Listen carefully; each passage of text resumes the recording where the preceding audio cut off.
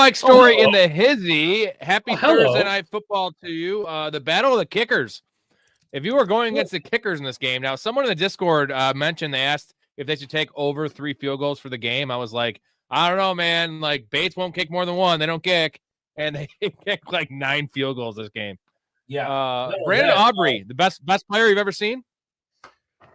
I mean, he's kicking 60-yard field goals like it's no big deal. It's absolutely incredible. I'm wondering if I hate drafting a kicker, but man, if he's going to continue on this pace next year, now it's impossible to know how this season is going to end up. But man, he is just such him. And it used to be Cameron Dicker, and then the offensive line cratered that entire offense. So forget it, because Dicker only had like 6 points last week. Dude, he's like a golfer that just has extreme control over the golf ball. Like even when it looks like he's gonna miss, like it always hooks back a little bit for him. He knows exactly what the ball's doing. I've never seen anything like it, because you see these guys, most kickers that go for 60 yards, they're putting everything into it. These are chip shots for this dude. Like he could push it back to 70, but he has the ability to kick a 60-yarder, and it's essentially like a 45-yarder for him. If only the Bills had him in the early 90s. Yeah, they could have used him. Changed a lot. We'd be sitting in a different situation. It'd be a different world right now if the Bills had any Super Bowls under their belts. Yeah, well, 4 in a row is cool, though. I mean, I don't know. I always said this, that I prefer going to 4. If I was a fan, I'd prefer the Bills experience than what the Bears had for 85. Now, 85 Bears all-time team, but only having 1 and then just pretty much ruining that. Dick fucked it all up, and we didn't even go back to another one. So I like being competitive of a fan, of a team. Competitive teams. There's nothing wrong with that whatsoever, but those poor Bills, those long-suffering Bills fans, now they got Josh Allen and no wide receivers, and they refuse to use their running backs in the passing game. So they have Brandon Cooks. Yeah, they did sign Brandon Cooks. The ghost. You've heard the corpse of players, the ghosts of Brandon Cooks. All right, let's get to our 2 big things right off the bat.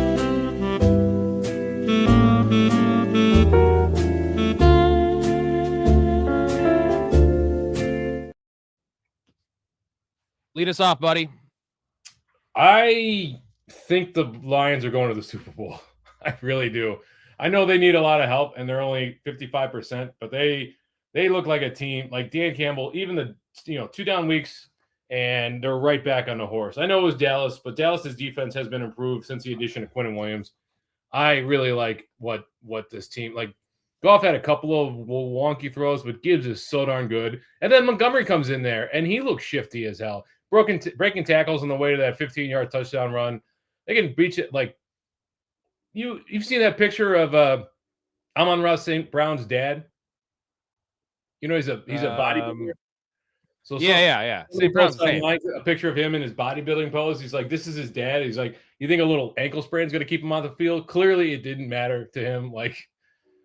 So that's my big thing. I think the Cowboys are the team to beat in the NFC at this point. You mean the Lions? Lions. Sorry, you said Cowboys. Cowboys. Oh God, Freudian slip. Oh God. What's funny is I actually think it's the opposite, man. Now I've been on the Lions all year, but you mentioned a few wonky throws at Jared Goff. Have you ever seen a quarterback throw the ball into the dirt under like a little bit of pressure more than Jared Goff? He has guys open. He just like throws it in the dirt, and like that kind of shit. Like even Matt Stafford at his advanced age doesn't do that shit. Like a good defense will expose Jared Goff. We saw that in the Philly game, and they're not going to be playing inside unless they play the Rams. They're not. I like them against the Rams, but I don't like them in an outdoor matchup, dude. Like, so I still believe in Dan Campbell. I like the system they have there. Obviously, St. Brown's awesome. J-Mo's coming into his own. They placed Brock Wright on a season-ending IR, so they're down to their 3rd and 4th tight ends.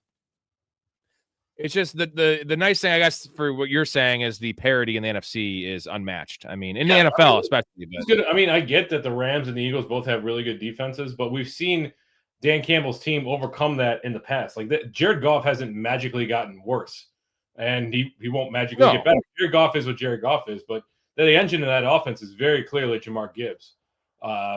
So let's they're relying on him more and more. Now, if you started Montgomery because you kind of felt like you had to, you were pretty happy about that. I think you were disappointed in Pickens tonight. I think you're disappointed. Like you got to be happy with what Lamb gave you, but also disappointed because he was on his way to a monster game.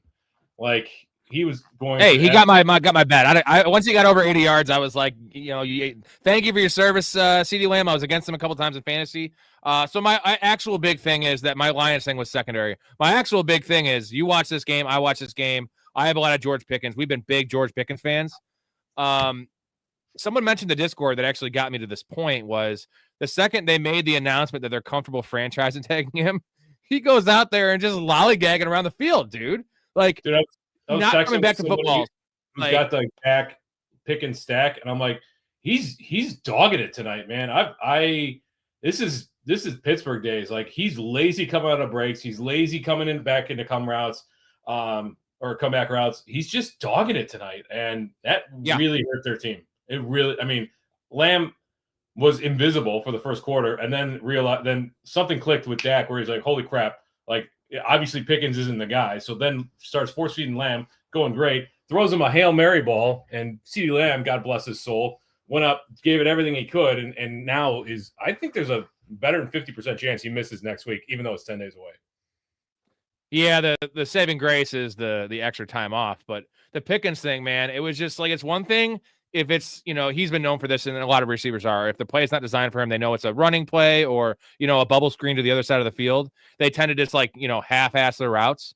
These are like plays where he's a second read, just because he's not the first read. Even the first read, he had a couple of first read targets where he just like lollygagging. That one comeback he had on the left sideline that got broken up. Like, dude, I was going to say he wasn't threatening downfield. Like, dude, you have to threaten downfield. Like, even if you're not the designed receiver on this route, you need to take the safety coverage over your way because you're George Pickens. And it was super, I don't know. This is George Pickens, man. Again, we both loved him. I keep on drafting him. If he gets paid and it's not a franchise tag, I'm 100% not drafting him because he'll be a second-round pick. And I want nothing to do with that because he'll have no motivation. I know you hate the motivation angle, but in certain cases, it's very accurate, right? This is a dude that needs the motivation because he's a little baby back bitch. He is a baby back B, and it's difficult to watch because he was playing so. Now the question you have to ask yourself is this prescriptive? Like, is this what Pickens is going to be the rest of the year? Again, I know the saving grace with CeeDee Lamb is you get an extra 3 days, but dude, that was, what do you call that when you tense up? There's a specific word for it, and when you get a concussion, your limbs. I can't remember the name of it, but it didn't look like it like in real time. Then you go back and watch it, and it was the same thing that Tua had. So yep. Really nervous about Lamb coming back, which sucks. Like, he obviously was the engine of a lot of people's fantasy offenses. So Pickens, I don't know. I don't know if this is prescriptive. Is this a one-off? Did he just get a little lazy tonight? I would say it's a one-off if we didn't see it for 3 years in Pittsburgh. Right. And in college. Like, there's a reason he was a 4th-round pick coming out of college. Like, I personally, this is before you were on the show, but I was coming out of college that year. I was like, why is this guy, what was he? Was he a 3rd rounder? 4th rounder? 3rd round, I think. Yeah. He was a 1st-round talent. You know what I mean? Like, it was an Adonai Mitchell thing. But Adonai Mitchell still got drafted in the 2nd. He was pushed down 2 rounds just based on character issues. It was classified as just character issues, right? And it wasn't. And the thing is with George Pickens, it's never been off the field character issues. It's been on the field, which is almost more concerning, right? You can clean up the off the field stuff, just like Joe Mixon has, right? Joe Mixon, character issue off the field. He's been pretty much a model citizen, good character guy on the field. George Pickens has those lazy moments, those like he's a me moments. And the thing is, as a wide receiver, they all have those moments. His are just way more animated and way more obvious. Like, remember the taking his helmet off, like doing those things, fighting. Like, I don't get it, man. Him and J-Mo has the same thing to his game too, and it frustrates the hell out of me. Back to his time at Georgia, Kirby Smart would never come out and say it, but Kirby Smart would regularly pull Pickens off the field for stretches at a time because of his attitude. So give respect to Kirby Smart for actually seeing that early. And that's in college when you are the best player on the field if you're George Pickens. Unreal. I'm a little lit up tonight, man. I'm all fresh, if you notice. Got a nice little haircut. Look good. Good. I get drunk at the barber. Nice. He's got beer. It's just me and him in there. Talk about a bunch. It's definitely like, if you think this podcast is like inappropriate, our conversation is like it's bad. Anyways, J Bob says shameless to LSU. Shameless. I don't know college. Talking about. So Trambles took over for the injured Austin Simmons at Ole Miss earlier this year, and with Lane Kiffin moving on to LSU, the speculation, unless this is news that I haven't heard about, the speculation is Chambliss is going to follow him there. I'd love to see it. I would love to see give Austin Simmons a chance to thrive at Ole Miss again because he got Wally pipped, and then let Chambliss. Chambliss is such a dynamic dual threat quarterback. I can't wait to see this kid at the next level. Oh, I thought he was okay. I see what you're saying because they just hired the clown there. Because Lane Kiffin went there, so he's the quarterback that finished out the year. Well, again, unless he has already entered the transfer portal, I would expect that he would stay with Ole Miss and finish out, try to make it run at the national champion. We got Mikey Lovelston in here. What's going on, buddy? This is interesting. He says this. I want to get to this in 1 second. I also want to give a shout out to J Bob for his Birds. Like they might as well have won tonight because now they can officially do the Birds thing from 2023 and limp their way into the playoffs in the division because the Cowboys are essentially cooked. And here you go. This is for you. This is for you, J Bob. Eagles. Go Birds, though. Oh, go Birds. All right, fine. Go Birds. Right? Go Birds. Get your hand off my knee. Go Birds. Go Birds. So Mikey says, now my wife, I was watching the game and she's like, is Gibbs going to be the number 1 pick next year? And my answer was, as if there's David Montgomery there, no, just because we saw it in this game. What do you have? 6 carries? No, he saved his day with 3 touchdowns and 7 catches. But it's the thing is like, there's just too much game to game variance with his touches and his touchdown numbers. If they don't put up 47 points, he's not scoring the touchdowns. Now the talent's like elite, but what do you think? If Montgomery's there next year, now it'll be a year older of Montgomery. Who are you taking? Is he number 1? Like CMC? Jonathan Taylor? No, I'm not. No, fuck. I'm not taking CMC. No, I would take JSN or Jamar Chase. Okay. Yeah. I take the receiver. Safer, less injury risk. At the very least, Gibbs is the number 1 running back to be drafted. Yeah? Well, because the thing is, you have the same problem with Bijan with Algier. Like, we didn't have this problem last year, but like this year, he's really been a thorn, and that offense just isn't as good. Let me see what Tyler Algier's contract is. CMC, though, will probably be the number 1 pick, though, like just by dumbasses. You know what I mean? Like, they look at the numbers, and like they don't realize that every other year CMC gets hurt. And the year we think he's going to get hurt, he stays healthy. That's kind of the way it is with him. I'm not touching an older running back that's had this much work. Here's the thing. Unrestricted free agent Tyler Algier 2026.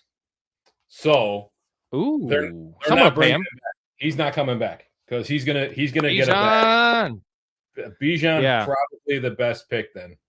Yeah, unless they draft somebody. Safety. Unless they end up drafting like I'm trying to think like Ahmad Hardy, and Ahmad Hardy becomes the new Tyler Algier or something like that. You know what's wild, dude, is Jahmyr Gibbs, like with his body type, and then he doesn't run like that physical, but he's not James Cook out there. If you notice, James Cook does not take contact. He falls down. Jahmyr Gibbs fights for yardage because Dan Campbell's culture. He has not been hurt like at all. Like knock on wood, but like you would think the dude, I know he doesn't get a full workload. He's still getting 17 touches a game. And like he profiled as a guy where you had to be a little bit careful of the injury bug, whether that be soft tissue injuries, or that be, just getting his ankle rolled up. Has he missed like more than 2 games in his career? Who, Gibbs? Yeah. I don't know that he's missed any games, has he? That's what I'm saying. Like Bijan, when you tell me Bijan hasn't missed any games, it's not surprising. Bijan's a tank. And he's pretty graceful when he falls down. Like Jahmyr Gibbs is not that. And he is, 205? That's not a big boy. Not a super small guy. He's not work done out there, but yeah, it's so he did miss 2 games his rookie year. So yeah, since then nothing, right? But he played all 17 last year, and he's on pace to play all 17 this year. So there you go. One more point. Again, like the shiftiness, the quickness, the ability to get to the edge, that provides a lot of cushion from those hard up the gut tackles that David Montgomery's kind of absorbing. You know what I mean? Like, yeah, they just run David Montgomery into a brick wall, man. Well, and he runs right through guys. I mean, you saw it tonight. Now, the Cowboys' defense isn't exactly the 85 Bears, but I would say they were improved, and yet the Lions just had their absolute way with them. Ryan Flournoy. Dude, now we're talking about George Pickens just dogging it. That dude was balling tonight. That dude was gaming tonight. Like, he put it all on the line, and I love this kid. And, like, if they don't bring back Pickens, I'm definitely looking at this guy. You impressed by him? I didn't know much about him coming out of college. I'm sure you know where he went and everything about him, right? No, I can't. I should know because he was relevant for one game early in the season. You remember that? He popped off when Yeah. But you don't know where he went? No, I can't remember off the top of my head. Middle Tennessee State or something like that. I know.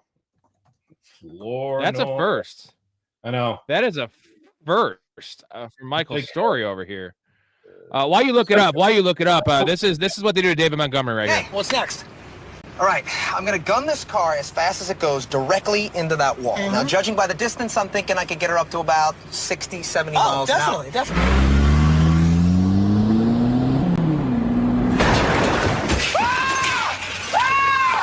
Holy shit, dude! Are you all right? Yeah. Why didn't you jump out? Okay. Holy shit!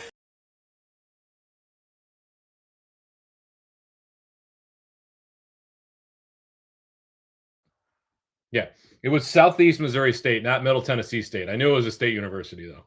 Jesus. Anyway, no, I wouldn't go chasing Flournoy on the waiver wire. Like you're gonna get, just because he popped off tonight. Let's go back and look at his game log from that brief period of time that he flourished when what's his name was missing. So his outside of the 114 yards, nine targets, 6 catch game he had on October 5th. His high yardage in a game is 34. So even with Lamb out, and I don't think Lamb's playing. Even with Lamb out, I'm not chasing Ryan Flournoy on the waiver wire this week. I was more talking next year. Next year. Yeah, I mean, next year it's something to consider, but we don't know this is going to be the same offense next year. They're probably going to bring in a running back or draft a running back. They might change things up. They're going to have to beef up the defense. I don't know that Dak's going to be throwing it nearly as much. Man, that guy throws downfield more than anybody I've seen in my entire life.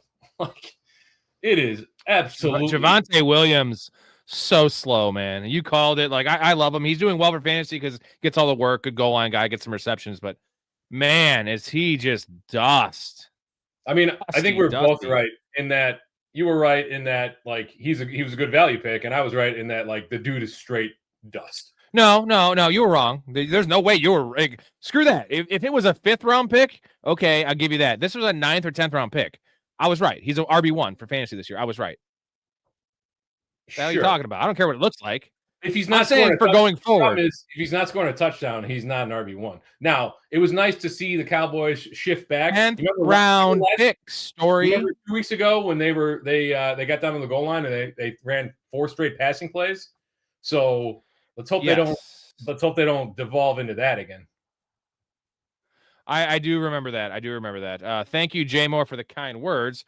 Okay, we are going to hit the intro, and then we'll be back with all your questions. Any last thoughts on the game Story? Anything you want to get over? Well, I think talk about? We need to touch on ASB. Are you worried coming out of this game, like swelling, injury, after the pads come off, adrenaline wears off? Are you worried about a setback? Again, nice thing is you got 10 days, right? So I was hoping he would sit this week. But if you needed him, obviously you weren't hoping that he sat. I was just thinking like, oh my God, is he going to go out there, get re-injured? Is he a decoy, whatever? But same. He looks fully healthy to me. Now, I'm not worried. I don't like him. Like, he's such a warrior. I don't like to see him in on running plays that, the running back gets stood up. So he comes screaming in there. Like, I don't want him doing that on scrums, man. Like, you're not a Calvin Johnson, you know what I mean? Like, you got to protect you. Plays like it. I mean, he's the anti-George Pickens, man. Like, he's out there gutting it out, hustling when he's injured.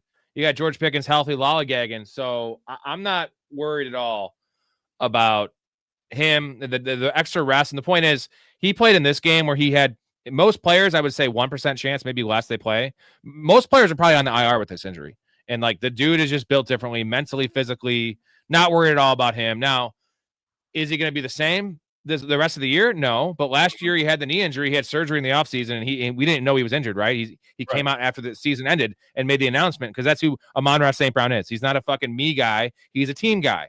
And he just does what it takes, man. And I love it. Absolutely. I absolutely love Amon-Ra St. Brown in fantasy. Absolutely. I'm always looking for Jack Doyle. Yep.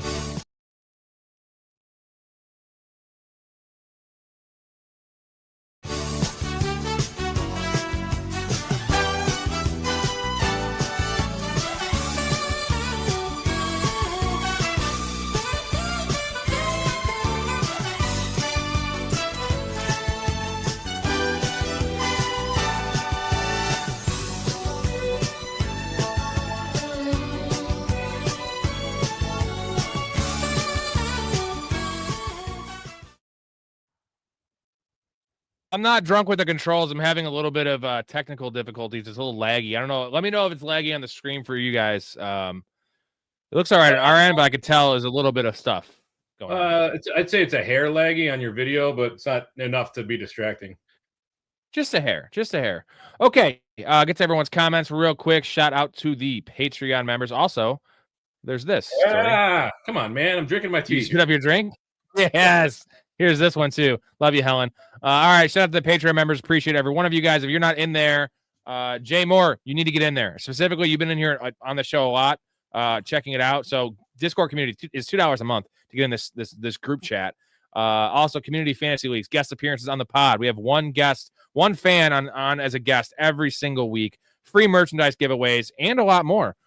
Details on professionalfanatics.com or a link in the description. Also, you get access to my bets. Now, we are 66-36 in player props this year. We won our CeeDee Lamb bet tonight, over 77.5 yards. That cash in the first half. Let's get it.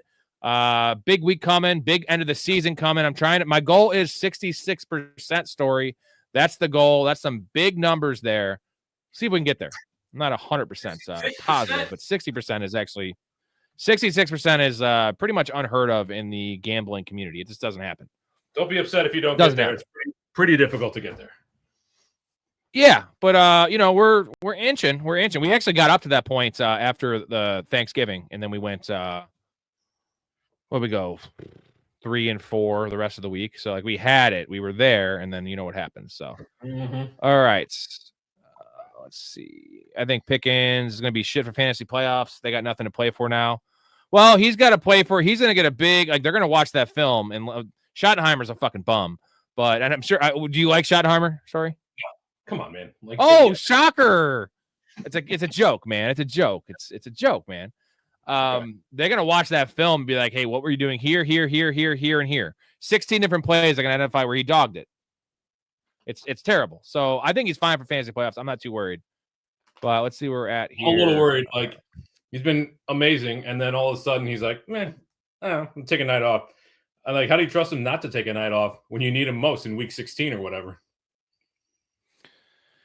So real quickly, touch on this one, but what do you give the percentage chance that CD plays next week? Is it 80%? No, that he plays next week? Yeah, 30%. I really don't think he'll play next. No, that fucking what is that called? Where you get the concussion and your limbs flex? My thing is Jerry Jones is the owner, clown, and they have the extra time off, and like they're not officially eliminated yet. So They have it. This is it. Fencing. He showed the fencing response. This is quick. This was, dude. He wasn't in. He was pissed off having to go to the locker room, but he wasn't in the locker room for 2 minutes before they ruled him out. That's not a good that's not a good timeline for him being back. I get it, but dude, I don't think he's clearing concussion protocol. Not after that. Not after the fencing response that we saw, the posturing. Not after. Now the thing is like CeeDee Lamb is a warrior, and he was pissed off that he couldn't get back in that game. Pissed off. Right. Okay. Faded. Real quick, guys in the chat, let me know. Is it laggy on your end at all? Just let me know. I can't really tell on my end. Do I start Bucky this week? Bucky's a must start, right? Against the Saints. Mm-hmm. Smash spot. Top 14 running back. Last week on a snap count, he only played 55% of snaps. You think he's only going to play 55%? I think that when Bucky went down, I think Bowles was like, that's fine. We've got Rashad White and we've got Sean Tucker. And then they had, 8-9 games of that. And they're like, okay, Bucky Irving is where we need to be. Bucky's a must start. Let's see. Chicago and Detroit will play for the playoff spot last game of the season. Well, Blake, just to clarify, Blake's a Packers fan, so he's assuming the Packers win both games against the Bears, which isn't out of the realm of possibility. What do you think? They split those? Let's see. Lions, Bears, one. Yeah, they probably split the 2 home games, right? Bears win in Soldier and Packers win up in Lambeau. Yeah, I'd say so. I don't feel good about the Lions matchup against the Rams. I know the Rams lost to the Panthers, but I think the Rams are a great team still. Well, the Rams are still the best team in the NFC. I'm saying I much prefer that team playing the Rams and the Eagles. We just saw them play the Eagles, and it was a fucking bloodbath. Jared Goff just had no time. Now, the Eagles defense has taken a step back since then, but Would it surprise you if they were back to that same spot they were in that game in the playoffs? The Eagles are still a good team. Let's not just like the Eagles are a good defense, and I was kind of going back and through like I'm like, what's going on with the Eagles? And I went back and I watched a few plays from each game to see the progression. A lot of this is we've talked about Stefanski and particularly Pachulo, but dude, Jalen Hurts is playing badly this year. He's playing very, very poorly in spots, and it's very obvious. So unless he cleans some things up, it's going to be a struggle for that offense. The numbers don't say what it is, right? Because the numbers are great. It's 2 picks, it's 17 touchdowns. Numbers look good. It's the eye test, right? And it's just like his inability to really thread the needle. It's a lot of that, and this is the Jalen Hurts that 2 years ago limped into the playoffs. Yeah. How about Tesla scoring another TD? What is that? 4 TDs in on 8 catches this year now, something like that. 4. He had 3 touchdowns on I think 6 catches on 5 catches coming. 3 and 5, so 4 on 7. 4 and 7.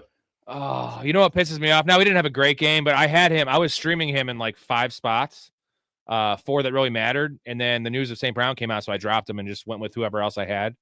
And then, of course, like 10 points, it's like right on the cusp of am I mad or not? Like, I feel like I should be able to replace that in PPR.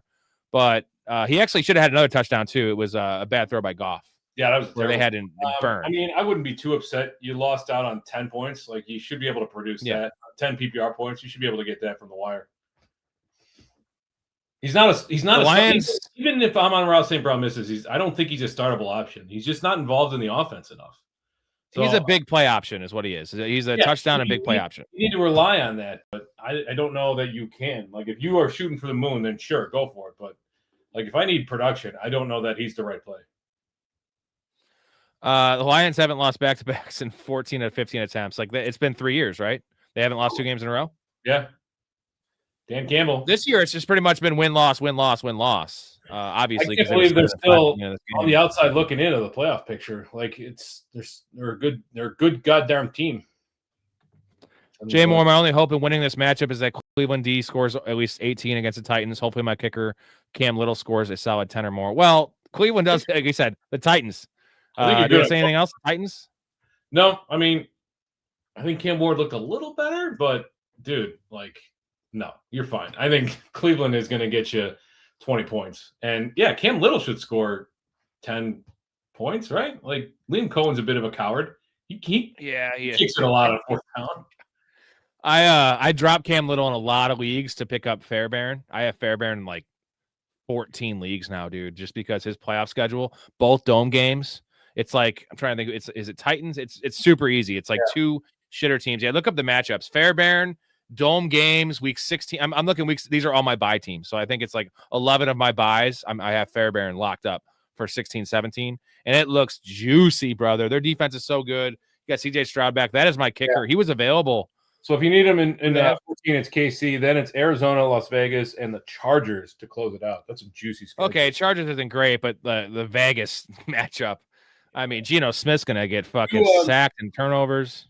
Let me ask you a question. Would you, if you had a buy locked up and you didn't care about this week, would you drop Borolagis and pick up Fairbairn for the playoff run? I did that. 100%. I don't want a guy that can't kick 45-plus yard field goals that kicks outside. Absolutely not. Yeah, but dude kicks a lot of field goals. A lot. Like, the offense is a lot better. That's the thing. Like, they're going to have more scoring opportunities. That's my concern. They're less likely to bog down, though. I know Vrabel's a coward in terms of like going for it on 4th downs, but like, give me the guy in a dome that's proven. Like, he's not proven like Fairbairn is, man. Fairbairn's tried and trusted. They will attempt 55-yarders with him. Now, Fairbairn's known to miss extra points. We've seen that. It's crazy. He's more accurate from 48 than he is from fucking 28. Wacky shit. What other kickers do you guys think can have a game like tonight's kickers? McPherson, Patterson, Dicker, Boswell, Lutz, maybe. Lutz has a nice match. No, Lutz has a nice matchup, right? That's Raiders. Yeah, but dude, I like Brandon McManus back in the fold now. He looks like a solid option against the Bears on Sunday. Yeah, what's the weather going to be like? I know it's going to be shitty and cold. I mean, I'd need to see a study. I don't necessarily believe that unless there's wind, that cold weather, even rain doesn't really seem to affect kickers that much. No, I just know it's a deciding factor when you're talking about like a 52-yarder. You know what I mean? Like I want like my kicker where I know they're going to attempt a 52-yarder because it's a dome. Like you saw tonight's game, they were like not hesitating to kick at all. We're talking about Dan Campbell not hesitating.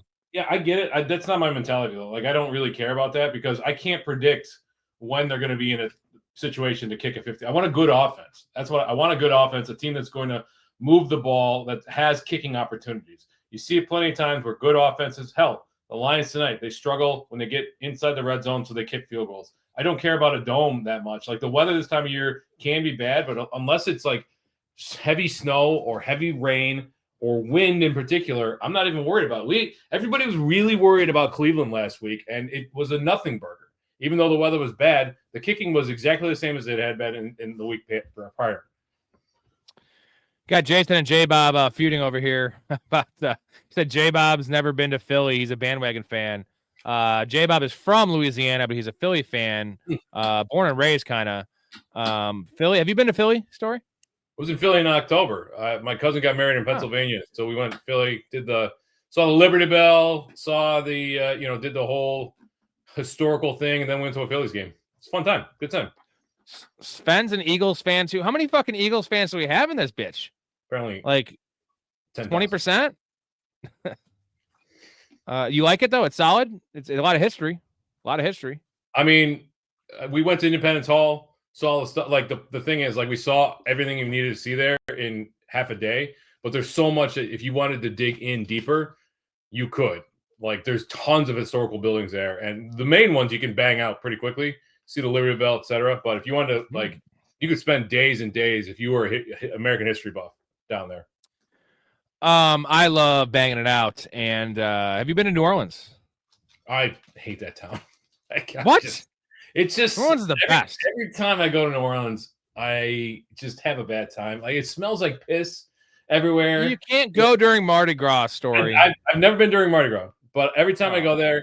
There was one time we're walking along and this homeless chick like almost gets stands in our way and like won't let us go by. Like it's just. I think I know that chick. I think I know that homeless chick from New Orleans. She have a there's dog? one like notorious one. No, it probably died by the time I got there.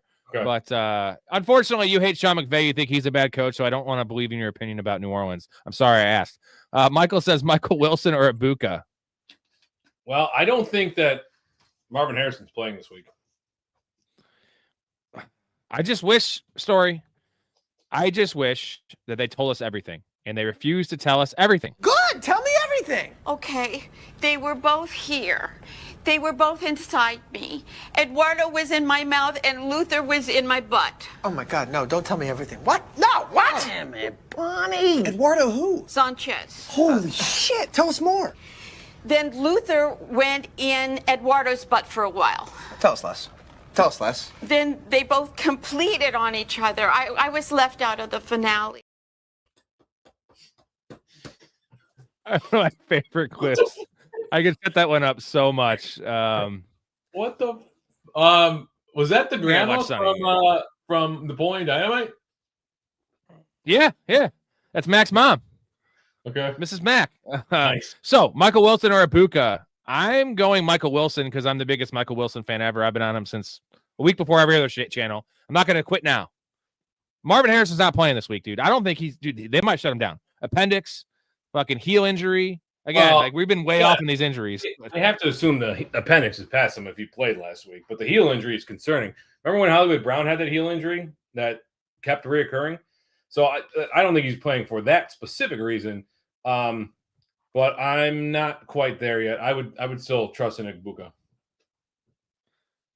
I don't know, man. I guess if it's full PPR, you cannot go Ibuka over Michael Wilson if there's no Marvin Harrison. Like sample size, baby.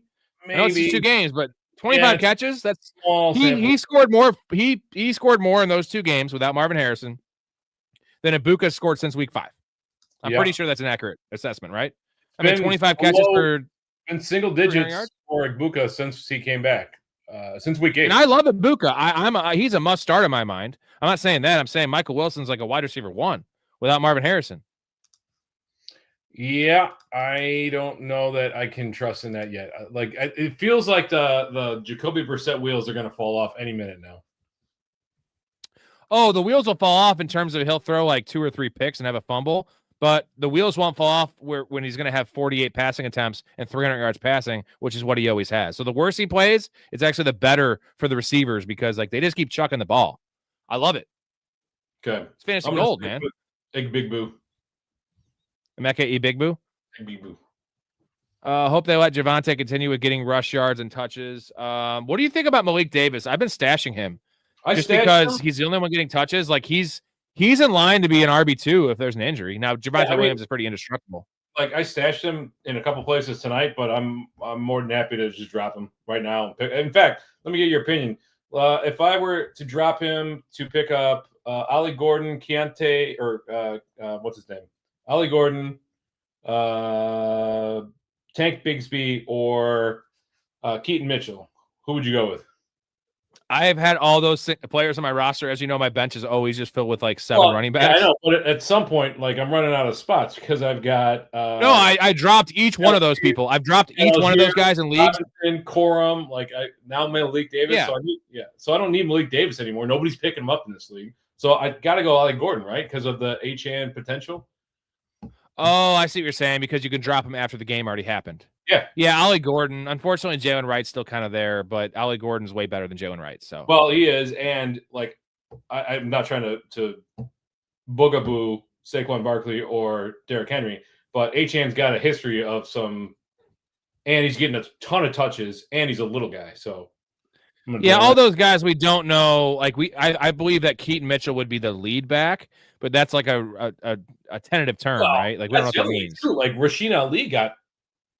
Yeah, like 40%. He's a bigger player. He's a bigger back than Keaton Mitchell. Mark Twain, what's going on, Mark? Looks like Mike Evans last year is the only wide receiver to get a concussion on Thursday and play the next Sunday. What are chances CD can do the same? Well, that's just obviously a small sample size though, because like how many guys can get concussed on Thursday? You think it's really low? I think it's at least 50%, man. Like the extra time and like I don't put it greater than 30%. Just the way I'm no doctor, but. The NFL has been under some scrutiny this year, in particular the Giants. I know this was in the Giants game, but I don't know. I worry about that. I would start thinking about other plans. Maybe it's Ryan Flanoy. It's not, but hey, as long as he's back week 16, because I only have 2 shares of CD Lamb. One of them I'm going to have a first round matchup, which it is what it is. But I have him in my $500 league. I'm going to go 13-1 Story, and I have 200 more points in the next highest team. I've lost Garrett Wilson, Cam Scatterbo, and Tucker Kraft. Like, dude, if I lose CD Lamb for the rest of the year, like I think I'm okay still. I have JSN. But like, god damn it. Like, no more. Can we have no more? Why can't we have fucking nice things around here? It won't be the end of the year. Don't worry about that. It's just a concussion. Well, I say just a concussion, but then remember Cedric Tillman last year? Yeah, that was a IR stints and then shut down for the year. So I think Mark says sorry, go ahead. What were you saying? You can go. I think I gave my brother a concussion once. We were messing around when we were younger in a hotel room, and I took one of those. Remember they used to have the big, thick phone books, and I just donked him right on the top of the head. And he hit the ground. You wild motherfucker! I thought it was gonna be some weird story, and I don't want to go into that one. Mark says Kincaid or Waller rest of the season if they both stay healthy. Well, Kincaid isn't even healthy yet. I'm gonna go Waller, man. It's gross, but it's gross. Like I know people are like, especially if you look online, people are in love with Kincaid, but the dude is banged up. Like it was hip, then it's a knee, then it's an ankle. It feels like it's moving down his leg. Waller doesn't play a ton of snaps, but when he's on the field, they're targeting him, they're drawing up plays for him, and Tua likes looking at it. And man, Waddle, what happened? Dude fell off a cliff. Man, I want to bet his number. It's 62.5 is his number this week against the Jets, and I just couldn't come. I bet Mason Taylor instead, 24.5, which seems kind of gross, but you don't like that one? Mason Taylor. What do you mean? Mason Taylor's awesome. I really had high hopes for that guy this year, but that offense has been 24.5. Well, Adonai Mitchell. Breece Hall has been a complete and utter disaster. Played golf over Baker, 300 yards, 1 fucking touchdown. Jeez, watch the Blake. So Jason, biggest Bucks fan we know, played Jared Goff over Baker. What are you doing, bro? I know you could look back at Baker Mayfield. I believe the game, the first game he played against New Orleans. Remember they had a defensive touchdown and return touchdown. They beat the shit out of him. He had like 9 fantasy points.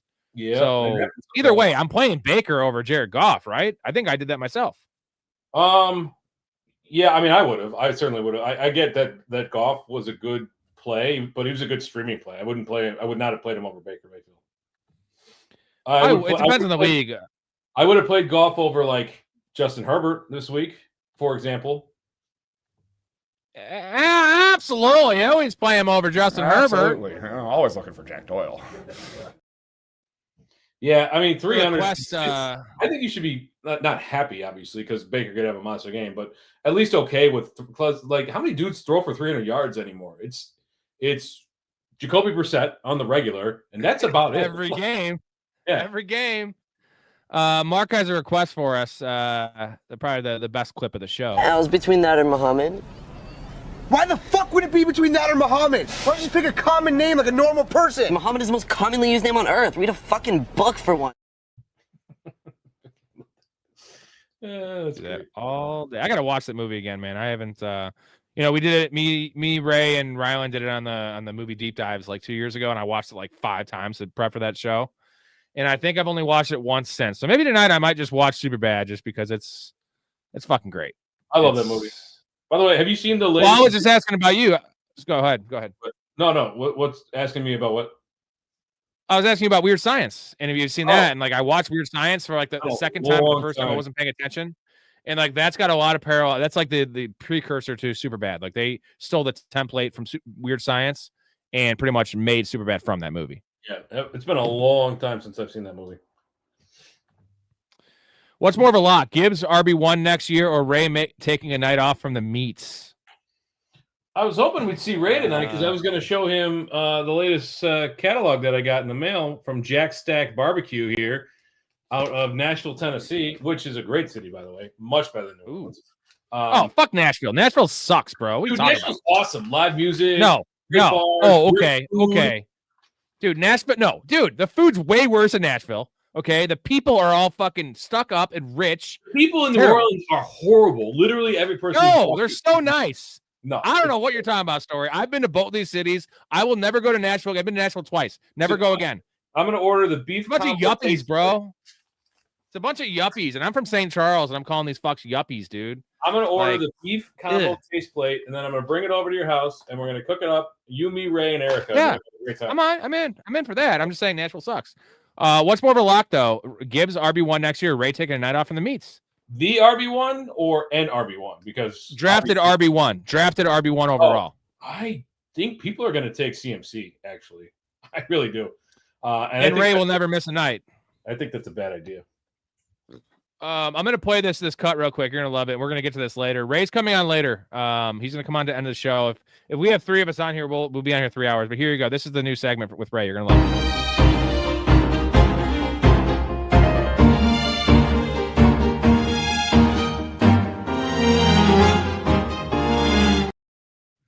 What is that? A sweet potato and a regular baked potato? What was it? Yeah. So whenever Ray comes on, I want to ask him what he eats for dinner because usually he eats it on stream when it's the late night streams. He's just munching on a fucking a pound-and-a-half steak for like 3 hours. But sometimes he eats beforehand, and I want to hear what he eats. It's just interesting to hear his diet. It's great. That's that. I feel bad for his toilet. Yeah, we've heard that. That's right. I got Chuba Hubbard off waivers. Do I buy in the hype and start him next week, or start RJ Harvey against the Packers? Ooh, PPR. I guess it doesn't even matter for these guys. They both catch passes. I am really down on RJ Harvey.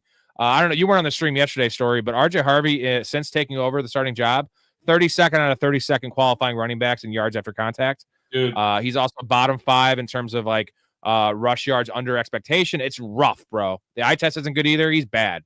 He's bad at football. So I went back and because we had this conversation about RJ Harvey last week, and I went back and I wanted to look and see the numbers are bad. So he's like since Dobbins went down, I think he's 2.7 yards per carry, 3.1 yards per carry on the year. He's getting goal line looks, but you mentioned the eye test. You go back and watch him. Like RJ Harvey screams to me a dude who was bigger, faster than everybody else on the field when he was in college. Got to the outside, faster than those linebackers. Now everybody's in the top 0.1%, and he's not being able to make the same plays. So until he figures out he needs to stop cutting it outside, he's like the new Tiny Dancer here because he's like just hit the hole where it is and stop trying to make those big plays happen.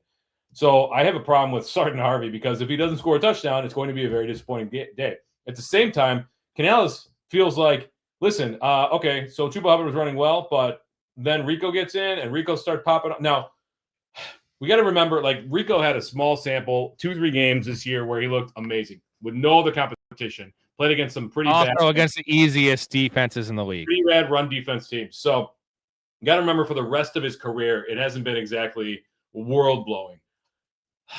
They've got money invested in Chuba Hubbard, right? There's a long-term commitment there.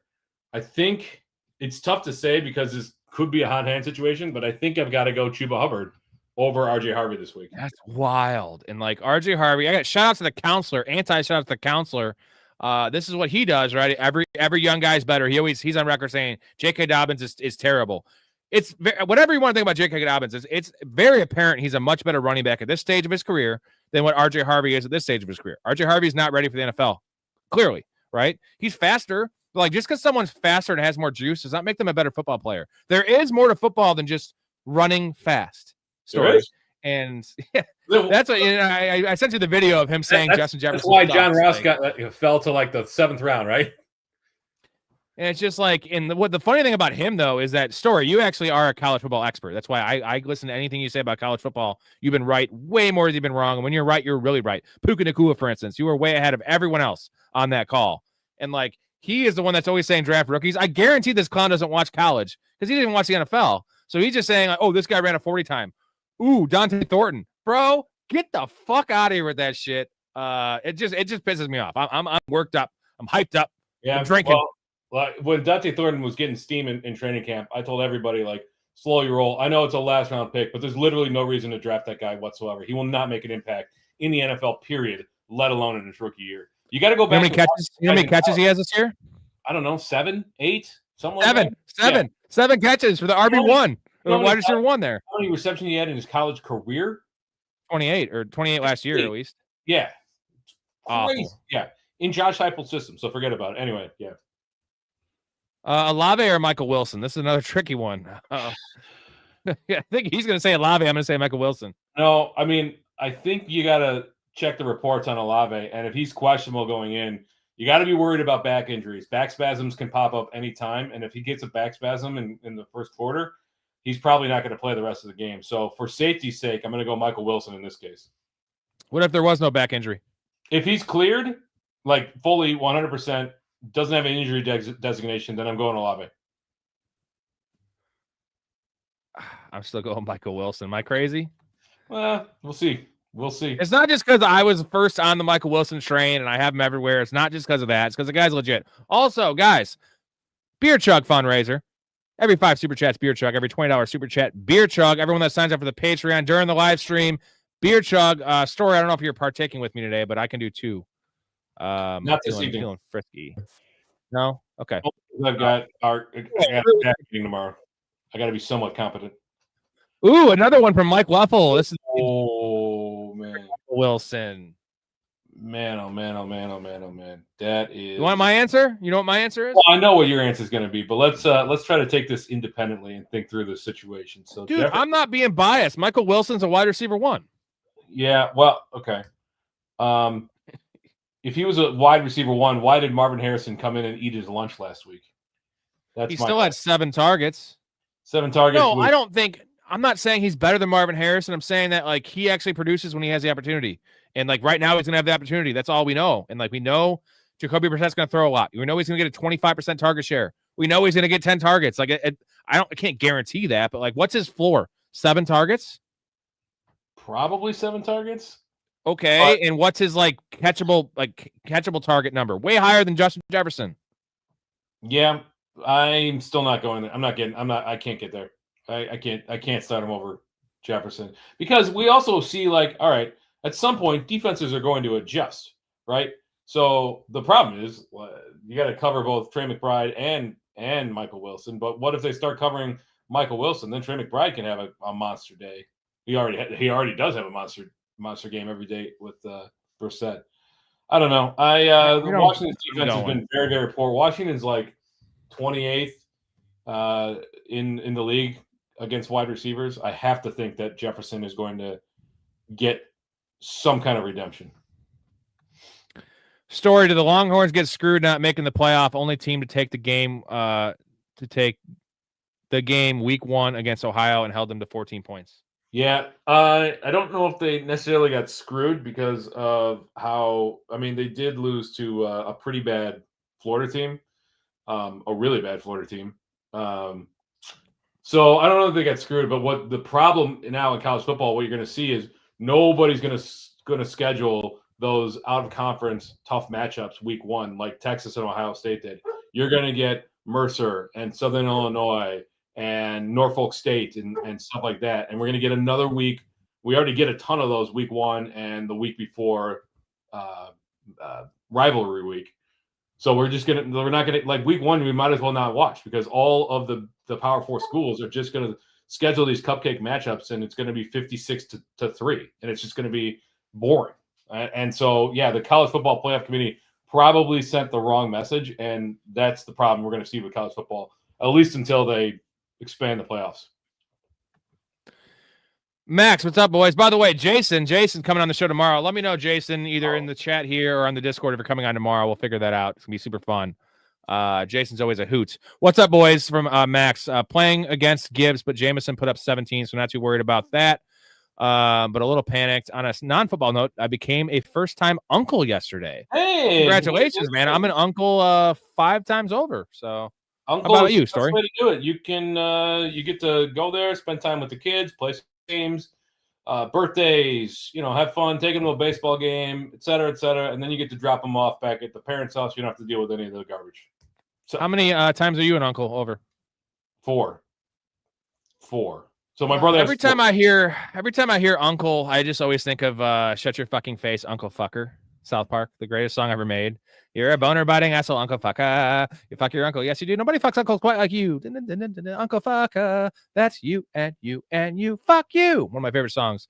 I regularly walk around the house saying, "Hey, relax, guy." And it took until this latest season of South Park for my wife to figure out that it was from South Park.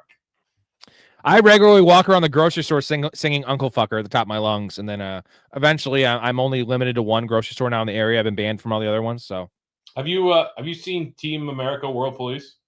Of course. The sex scene, and that's epic. The America fuck yeah song. Yeah. I fucking love that shit.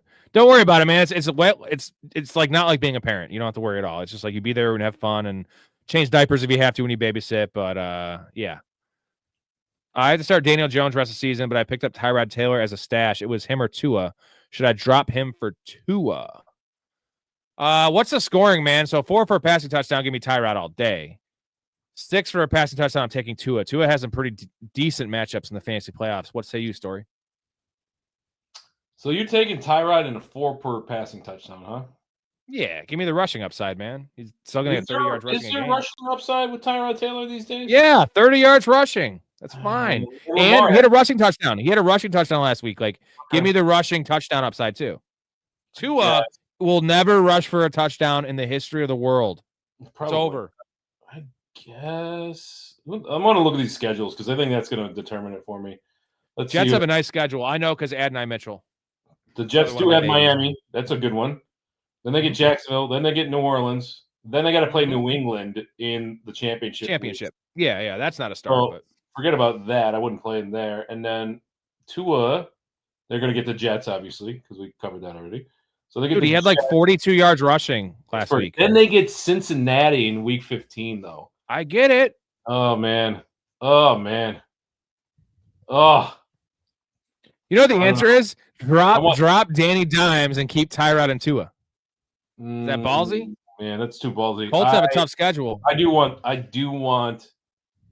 that Cincinnati matchup. So yeah, I would drop Tyrod for Tua. What's the scoring? I'm telling you, 4 for passing touchdown. Give me Tyrod. Doesn't matter. 42 yards rushing last week.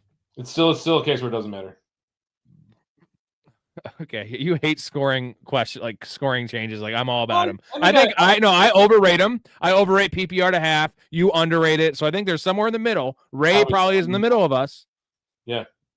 We'll make the adjustments for next year. We'll make the adjustments. Sharon is so happy the fake Cowboys playoff hopes are done. Jerry's still holding out hope, though. You didn't hear? Technically, they have a 9% chance to make the playoffs. No. Oh, with the loss. Okay. Yeah. So it's still there. Yeah. And the Eagles could go in a tailspin. That's what they need, but it could happen. Oh, I love this quote. The food alone is worth the trip. Have you seen Almost Hero Story? I will say New Orleans has some amazing cuisine. I will give it that. So the casino is awesome there. Right in the middle of town. Sucks, dude. You talking about Harris? That casino is one of the worst casinos. It's not Harris anymore. You haven't been there in a while. It's Caesars now. I was there in 2000. Last time I was there was 2018, so it's been 7 years. Yeah, that's 7 years ago. Story, you're talking out your ass, okay? I'm not. If I have a college question for you, I'll ask you. If I have a question about a town to visit, I ain't asking you. You're out. I can give you all. Like most cities suck. I will say that. Okay, most cities suck in general. Just like coaches. You know what I say? Story. Remember the Seinfeld where Jerry learns that George is like telling his Susan everything. He's like, "You're out of the loop. You're out of the loop. Cut off. Incommunicado." Like that's you when it comes to asking about cities or coaches. Now coaches are off the list because every coach sucks. Now I can't ask you about cities anymore. So I'm slowly checking these things off. You ask me about another city. I'll give you my honest opinion. Chicago. Chicago's a great city. Best city in the world. Your bias is shit.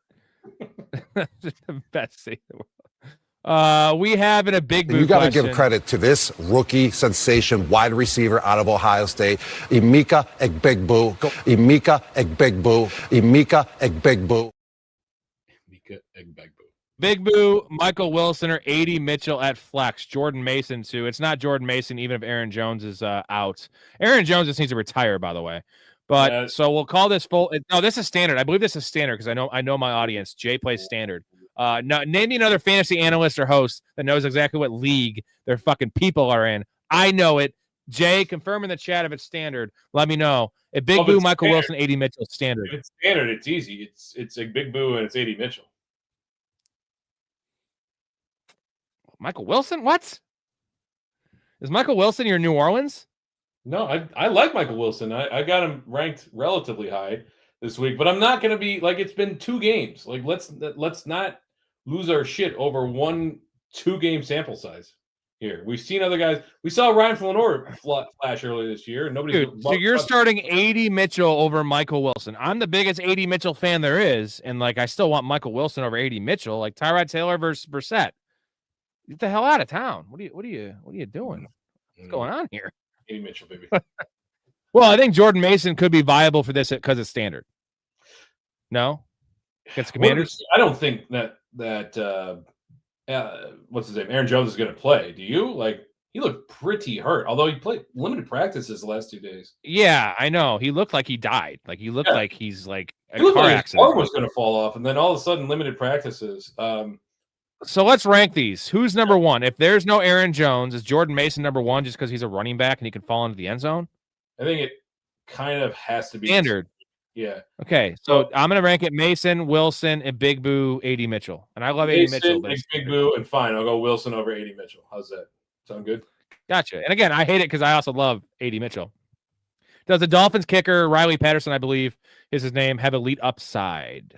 I don't know about elite upside. I mean, that offense can completely S the B every once in a while. So, no, I mean, not elite upside. Like, he's a fine kicker. He's a good streamer, but he's got like I think there's better ones out there. Hetzer can see a Buka's stock fall, a Big Boo's stock falling with Chris Godwin and Mike Evans coming back. I actually see it the other way around. So do I. I'm excited for Godwin to get back in the fold. And the biggest challenge is the catchable target rate for Egbuka has been way down versus the beginning of the year. If that regresses back to where it was, or at least midway there, you're going to have a much better end of the year for Egbuka. And especially with Godwin taking some coverage away. Evans, he's not playing. Well, Evans is the key. Evans is the key coming back down the stretch because I think that Evans helps Egbuka a lot because that means that Egbuka doesn't have to play X receiver. He can't play X receiver. He's proven that. Now, the problem with Godwin being there is now Godwin's only playing the slot because Godwin cannot play anywhere else in the field. Does not have the juice. So now he's playing Y essentially, Y and Z and flanker. He's not playing X. So it's not bad for Egbuka because he might lose some targets, but we've seen it, like you mentioned, his catchable target rate. Now he'll actually get more high value targets and actually be single coverage on a linebacker, single coverage on a nickel, those kind of things. So nothing can hurt Ibuka right now because it's been dog shit Story. Dog shit. Yeah, those guys coming back is not going to be bad for him just in general. Like the target rate's going to, I think, remain pretty steady. What are your top 2 rivalries in the NFL? Bears, Packers, Steelers, Ravens. If the Bears Packers is a classic one, but it hasn't really been a rivalry since Favre and Rodgers were there. Hopefully, we get back to that point. Although the Bears do tend to play the Packers tough once every 8 games, so there is that. It was Colts and Patriots for the longest time with the Manning and Brady era. The Cowboys Eagles, and it was Giants Cowboys for a little while there. I would say, yeah, Cowboys Eagles.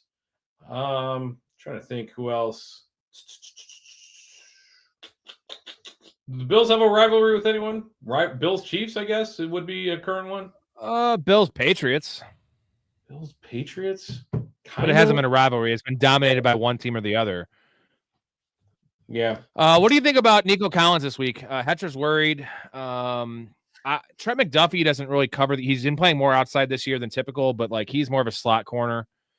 You saw Pickens have a big game against him. I'm not worried about Nico Collins. I'm worried about the game. Maybe. Yeah, I'm worried about the game. That game getting dragged down into the mud. But in terms of Nico Collins himself, he's been super fine, super reusable, reliable. So I'm not worried about him.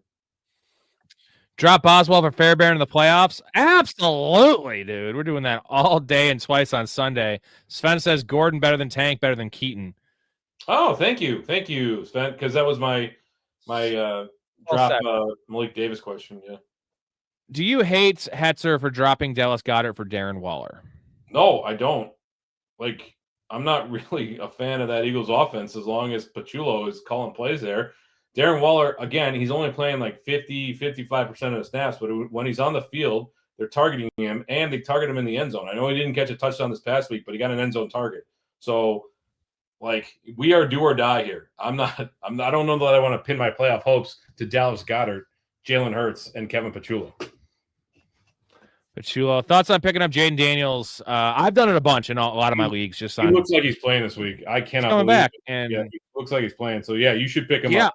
Dude, I didn't even anticipate this story. I picked him up in all my leagues I had buys in that I had Baker Mayfield or Trevor Lawrence, for instance. If I have Mahomes, I'm not picking him up because I'm just rolling with Mahomes. But I figured he'd be back week 15, and then I'd have him for week 16, right? One week to shake off the rust, and he's playing this week. These coaches, bro, are just what are we doing? Sorry, what are we doing? Let's see here. Jaden Daniels in the field. So here's a question. Full practice today, so he's probably playing. Would you start Jaden Daniels or Lamar Jackson? Lamar, I think. I'm starting Tyrod Taylor is the answer. Tyrod. Are you really starting Tyrod Taylor over Lamar Jackson? No, I'm not. I start my studs, man. Yeah, no, I'm still starting Lamar.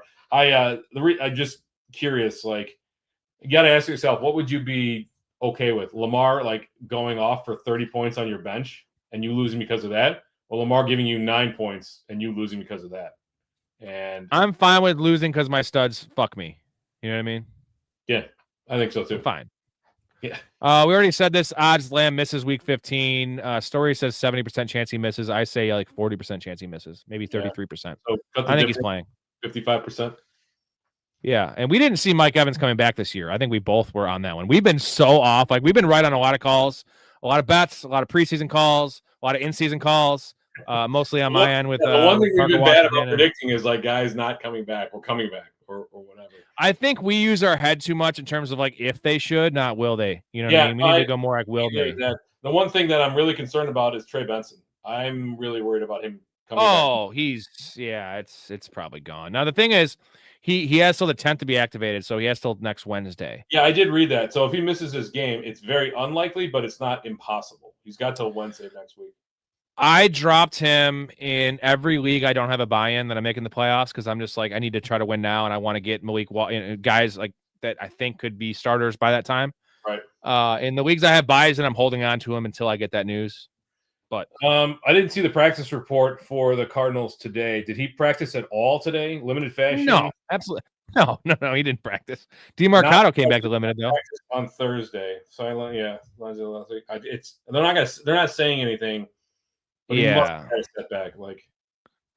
So I might just not if he doesn't play, if he doesn't even practice by Saturday, I might just drop him in every league. I'm holding on to my hope. He's my baby. I'm holding on to my baby. If he's not game day active on Sunday, I can't imagine they're going to be like, "Yep, our first practice of the week is on Tuesday, and he looked good, so we're going to activate." Like, I can't imagine that's the case. Yeah, hopefully he practices limited on Friday. I'll have some hope. Trone says CD missing at least 2 games. His hands went into the fencing posture like Tua. But here's the difference: is he doesn't have a history of concussions like Tua does. That's the difference, right? They had to play it super, like the Dolphins in general had to play it super safe because their malpractice in terms of managing their franchise quarterback and like visual concussions in the middle of the field. This was not that. This is not the history. That's my take. Am I way out of left field here? I don't know how many documented concussions CeeDee Lamb has, but it's not an issue. He seems to get banged up lower body more so than anything else. He does have, I don't want to call him injury prone, but he misses at least 2 or 3 games every year with something. Yeah, and he's pretty much a gamer, so I don't think he's faking these injuries like George Pickens might. Michael, start Waller, Strange, or Kincaid. Well, it's not Kincaid. Even if he plays, I'm not starting him his first week back. No. He was a guy that struggled with snap share already. So if you limit the snap share that he already had of 48%, absolutely not. So Waller or Strange. I think it's Strange in PPR. If it's standard, I'm going Waller. If it's half for PPR, I'm going Strange.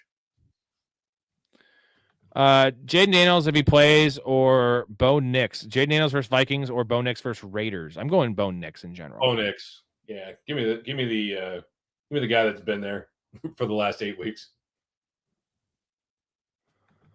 This is always Josh Allen. I don't care who he's playing against, Jonathan. It's just, you can't ever bench Josh Allen. The rushing touchdowns alone are worth the trip. He's going to have 2 or 3 down games a year just because of the game flow, but you can't bench him.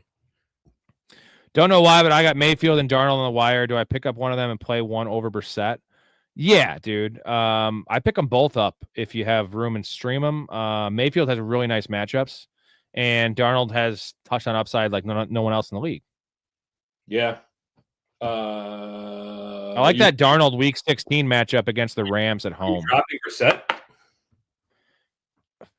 Yeah, probably not. I mean, so you got to pick up one of them. Probably Baker, dude, because all the weapons are getting back there. Yeah, I'm for sure going Baker over Darnold, but I think I want to hold on to Brissett. I miss Garrett Wilson. I need him for the playoffs. Well, you're going to be missing him until next offseason. No news whatsoever. Yeah, he ain't coming back. They also have AD Mitchell, John Mechie. They got to see what they have with AD Mitchell. Like, Garrett Wilson doesn't want to come back. They don't want him to come back. They also want to lose games, Storey. So, like, bringing back Garrett Wilson only helps you win games. Yep.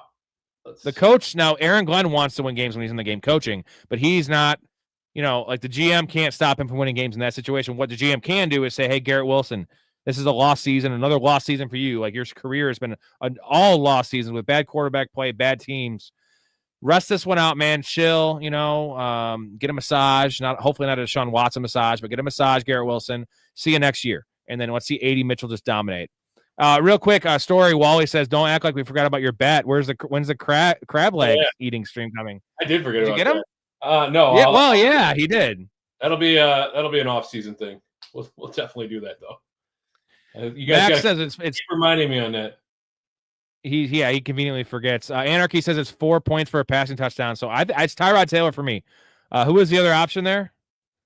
Tyrod Taylor and. We're going Tyrod Taylor. We're going Tyrod. 4-point passing touchdown. Yeah.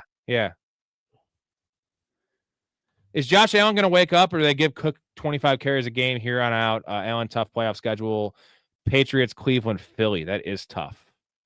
But James Cook's going to get fucking hurt, dude, if he keeps on getting this many touches, dude. He's tiny.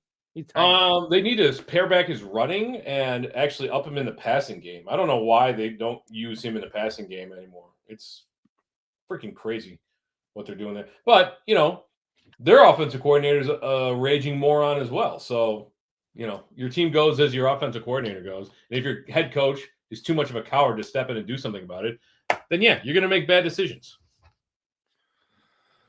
What happened to Pickens? We touched on this earlier. Tyson lollygagging, just not his attention to detail, his aggressiveness, just everything was just like a fucking 2 today. It was awful, terrible. Yeah, like CeeDee Lamb gets hurt, the game's within reach, and you decide to just like not step up the fucking aggressiveness.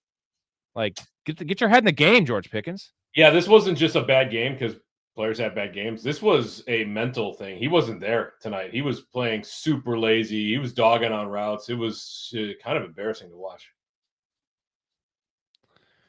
Tampa Bay, Bills, or Commanders this week? I'm going Tampa Bay. Who do they get? Saints. Atlanta? Saints, even better. Yeah, no, okay, that's pretty easy. Cruz says Pickens' cooler was swollen. Wait a minute. Washington has Minnesota. Yeah, but I don't try their defense. Just I think Tampa has actually a decent defense in Todd Bowles. Like, give me that against just an equally bad opponent. Yeah. Okay. Michael Wilson from Cheerio with no Marv is guaranteed 10 catches. Well, that's no. I mean, even I won't say that. He's guaranteed 10 targets. He's guaranteed 8 targets. Can we go there? 8 targets? Yeah, 8 targets is extremely reasonable. 10 catches, though. That's a lot. It's a lot for any. Ron says, since we live in the Chicago area, we don't really know the beat writers, but have we heard any news about Monungai if he's playing this week? So he's banged up. Swift is fully practicing. Did Swift come off the injury report fully? From what I saw, yeah, he's good. Okay. Monungai is the concern. Yeah. I think it's 50-50 whether Monungai plays or not. From what I've read, it looks like it's a real injury, not one of these maintenance things. So I would be concerned. I would be making backup plans. I'd making plans to not have Monungai. Christian Watson, safe flex this week. Top 36 guy, right? Yeah, he's a wide receiver 3 for me. Like, he's beyond a flex. We'll see when Jaden Reed comes back. Titan says, and this is a Story question. Story, read this. I got to take a pee, and you're gonna like Story's answer. So there's 3 people fighting for one playoff spot. The guy with the best team of the 3 by far has his whole fate in my hands. Thoughts on throwing this week so I don't have to deal with him. I mean, like ethically, that's certainly a gray area. You got to look at your constitution and bylaws or league rules. Was it made known either verbally or in writing before you join the league that you have to field a full and complete team? I know some leagues even you have to field your quote-unquote best team, which I think is ridiculous because who could tell you what your absolute best team is? But if there's no requirement that you need to start a full roster that was made known beforehand, I think it's ethically dubious of the commissioner to say after the fact, no, you have to start a full roster. If you want to implement that, I would come back and say, listen, this was not made known to me. There's nothing in the rule saying I can't do it. If you want to implement that rule in the offseason, I completely agree, but you can't change rules mid-season.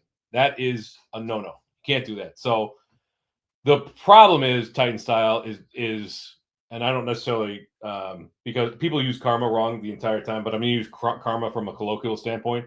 Karma from the strictly Hindu perspective, it's talking about how you move up and down in later lives. People talk about karma in your current life. That's not it. But from a karma standpoint, if you throw this week and the dude busts out and then you lose next week because of it, how are you going to feel afterwards? I'm doing it. I'm doing it. If there's nothing in their bylaws, I'm doing it because that's good business. Now, what you said, the karma thing, I was going to say to caveat that karma's fucking real. And I would do it, though. Unfortunately, I would hate if someone did that to me. But you know what? Do better earlier on. Here we go from Anarchy. The options were Baker. Yeah, if you don't want me to do that, get a better seed, right? Yeah, the options were Baker or Darnold to play over Brissett this week. Just need 1 week rental for May. Oh, for May, full PPR 4 points for TD, Hampton over Harvey. No, we're still playing Harvey over Hampton, right? First week back with Hampton against the Eagles. I'm not fucking with that. Dude, I don't know. Harvey sucks, but over Harvey. Dude, the Raiders. Probably not, but there's a league where I am seriously considering starting Hampton as dubious as that might seem, because I am in a win-in situation, and I had Lamb going, and it looked like it was going to be gravy, and he did really well, but I'm still the underdog, and I need upside. So if you need a 1 week rental, for me, it's Baker. Yeah, we want to do that one. I would go Baker. What about the quarterback situation, though? That's what I'm saying. So 1 week rental for May, I would go Baker because he's got the Saints this week. And then you have Baker as a backup for May if anything happens. Yeah, he just needs a 1 week rental. Like barring the absolute unexpected, you're not starting Baker over Drake May the rest of the season. I think Drake May's locked and loaded top 3 quarterback the rest of the season. Okay, Cruz, Rob/Story, who is your playoff sleeper of the year for fantasy playoffs? Give me that answer while I do something real quick. It's got to be Blake Corum, don't you think? Getting more work. The coach came out, or the offense coordinator came out, talked about how they want to keep Kyren healthy for the NFL playoffs. So it seems like Blake Corum had already been getting more work. He looks very good this year. He's already been getting some goal line touches. He might sneak into a usable spot. And, man, if they lock things up, I don't think they're in a position to lock things up too early. So you're not going to need, like, they're not going to rest guys in week 17. But it wouldn't surprise me to see that split be more Corum, at least until the playoffs. Dude, here's a question for you, Story. Is there a world where Blake Corum is more startable than Kyren Williams? Because if it's going to be a 50-50 split, by the way, I have a beer chug here. If it's going to be a 50-50 split, give me Blake Corum he's a better running back. He is better. Like he's a more explosive player. Debatable, but if it's a 50-50 split, I'm just saying, if it's 50-50, and I looked at the stats, I looked deep into this story. They have been literally, I think, in the last 8 weeks, Kyren Williams has one more red zone carry than Blake Corum. So that's already been a 50-50 split. That's not indicative of who's the better running back. That's indicative of but to give the ball. The eye test, I'm telling you, Blake Corum has more juice. Now maybe he's not a better running back, but he's got more juice. He's more likely to run who's more likely to break off a 50-yard touchdown? I don't think either one of those guys can break off a 50-yard touchdown. But Blake Corum's faster. Blake Corum can't break off a 50-yard touchdown in the NFL. Come on. Kyren Williams definitely can't. I don't believe either one of those guys can. I do. Who's your sleeper for the playoffs? Because I'm going Blake Corum. Well, mine's Adonai Mitchell, but like that's kind of like old news. But see, it's not old news on this channel because of me, because I talked to this week everyone's talking about Adonai Mitchell, right? Story must add. Now everyone in this channel and then myself, I already have Adonai Mitchell in 11 spots because I picked him up last week and started him in 6 spots. So I'm ahead of the grain. Same with Michael Wilson. Adonai Mitchell's my guy because he's going to be getting 10 targets a week. So, and like unlike Michael Wilson, there's no Marvin Harrison to come back because Garrett Wilson's not playing football this year. And the schedule's nice. So Adonai Mitchell for me is for sure the dude. Rams, they don't use either one of these guys in the passing game like at all. It's crazy, man. There was one game where Kyren had 10 targets, 8 catches, and 66. Other than that, his high target game is 4, and his high reception is 3. And Blake Corum hasn't had more than 2 targets in a game, period. They just do not use these guys in the passing game at all. They used to. A little bit. They really used to. More than this, for sure. Interesting. Okay. Here we go. Other sleepers would be, I don't know that I would call, like, nobody's a sleeper anymore. So I would go and find your Brian Robinson in particular. I think people are way under him. Like, Tyler Algier is almost certainly on a roster. But Blake Corum, Brian Robinson, those are your 2 sleepers. Now, it might not work out because those guys need injuries in front of them. But, man, if CMC goes down, Brian Robinson is 1 season removed from 1,000 yards rushing and like 11 touchdowns.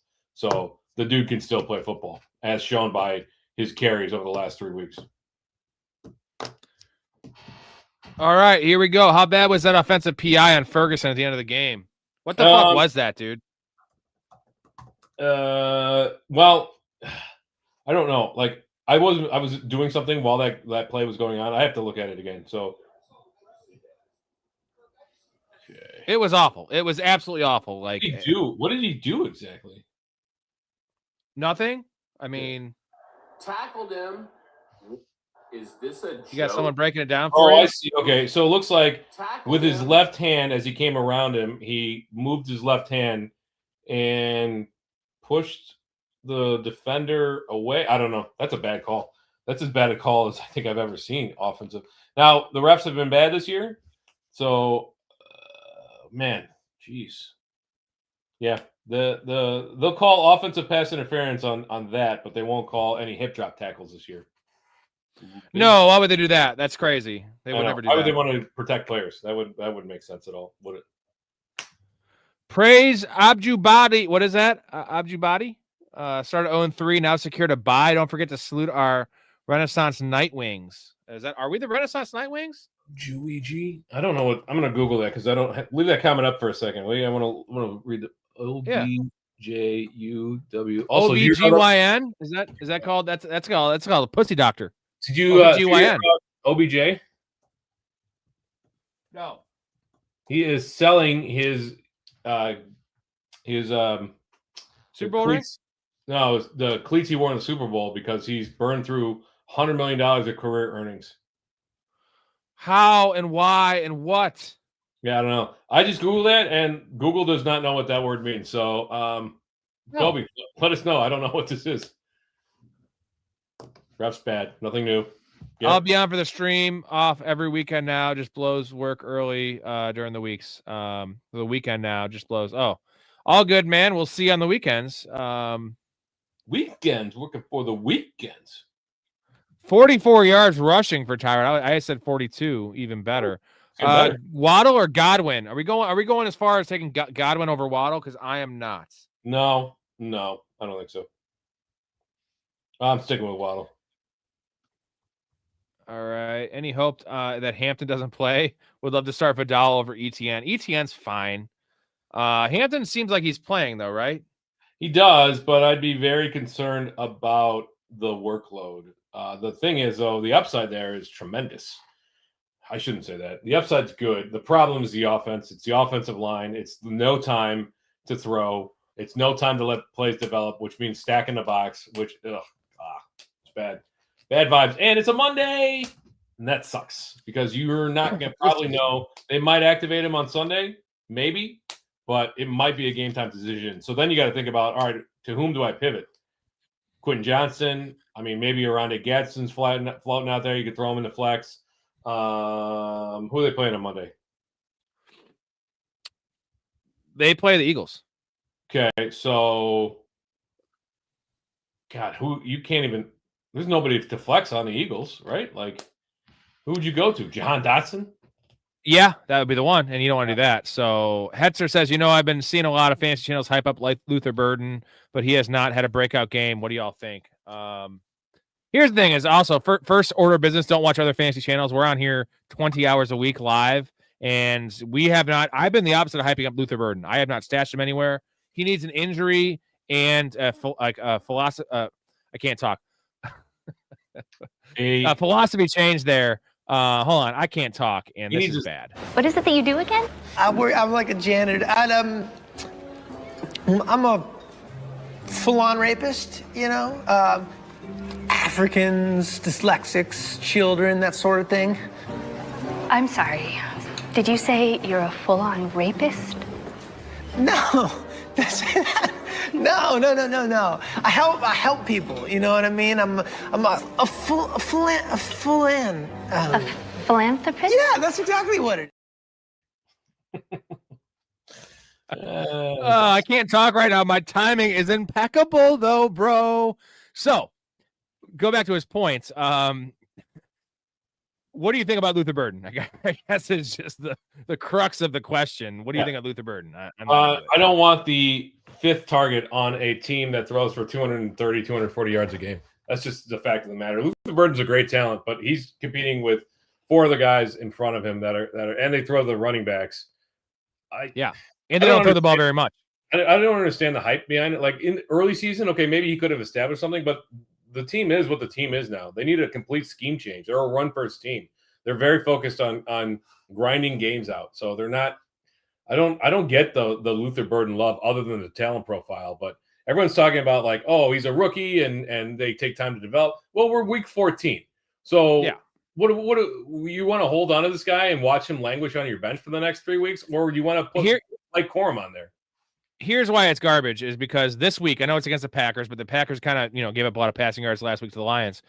So Roma Dunze, DJ Moore, what do you think his total is this week in Vegas? DJ Moore. He's 6.5. Like 29.5. Oh my God. Roma Dunze. Now, Roma Dunze is banged up. Let's take that out. He's been missing midweek practices all year. What do you think his total's at? Roma Dunze, the number one there. Roma Dunze, 39.5. Yeah, 38.5. Okay. So I bet Roma Dunze, and of course now he's missing practice. So if he misses the game, it's a void. But like he's been struggling, and like that, I'm saying like so if one of these guys gets hurt now, Luther Burden slots into DJ Moore's spot. He's not better than DJ Moore. DJ Moore, Vegas is telling you his line's at 30. So like Adonai Mitchell, way higher. Michael Wilson, way higher. Like these are the guys to target, not a fourth option on the Bears. If an injury happens, he's the fourth option on a team that doesn't pass. Gross. Yeah, I mean, no. people they're gonna tell you like, oh, he started to take Olamide Zacchaeus' role, his snaps. Who cares? Like, what? It's not that valuable of a role. He's in and out of the slot. Like people are telling me, oh, but the slot receiver is so valuable in Ben Johnson's role. Who cares? Like they're throwing for 330 yards or 230 yards per game.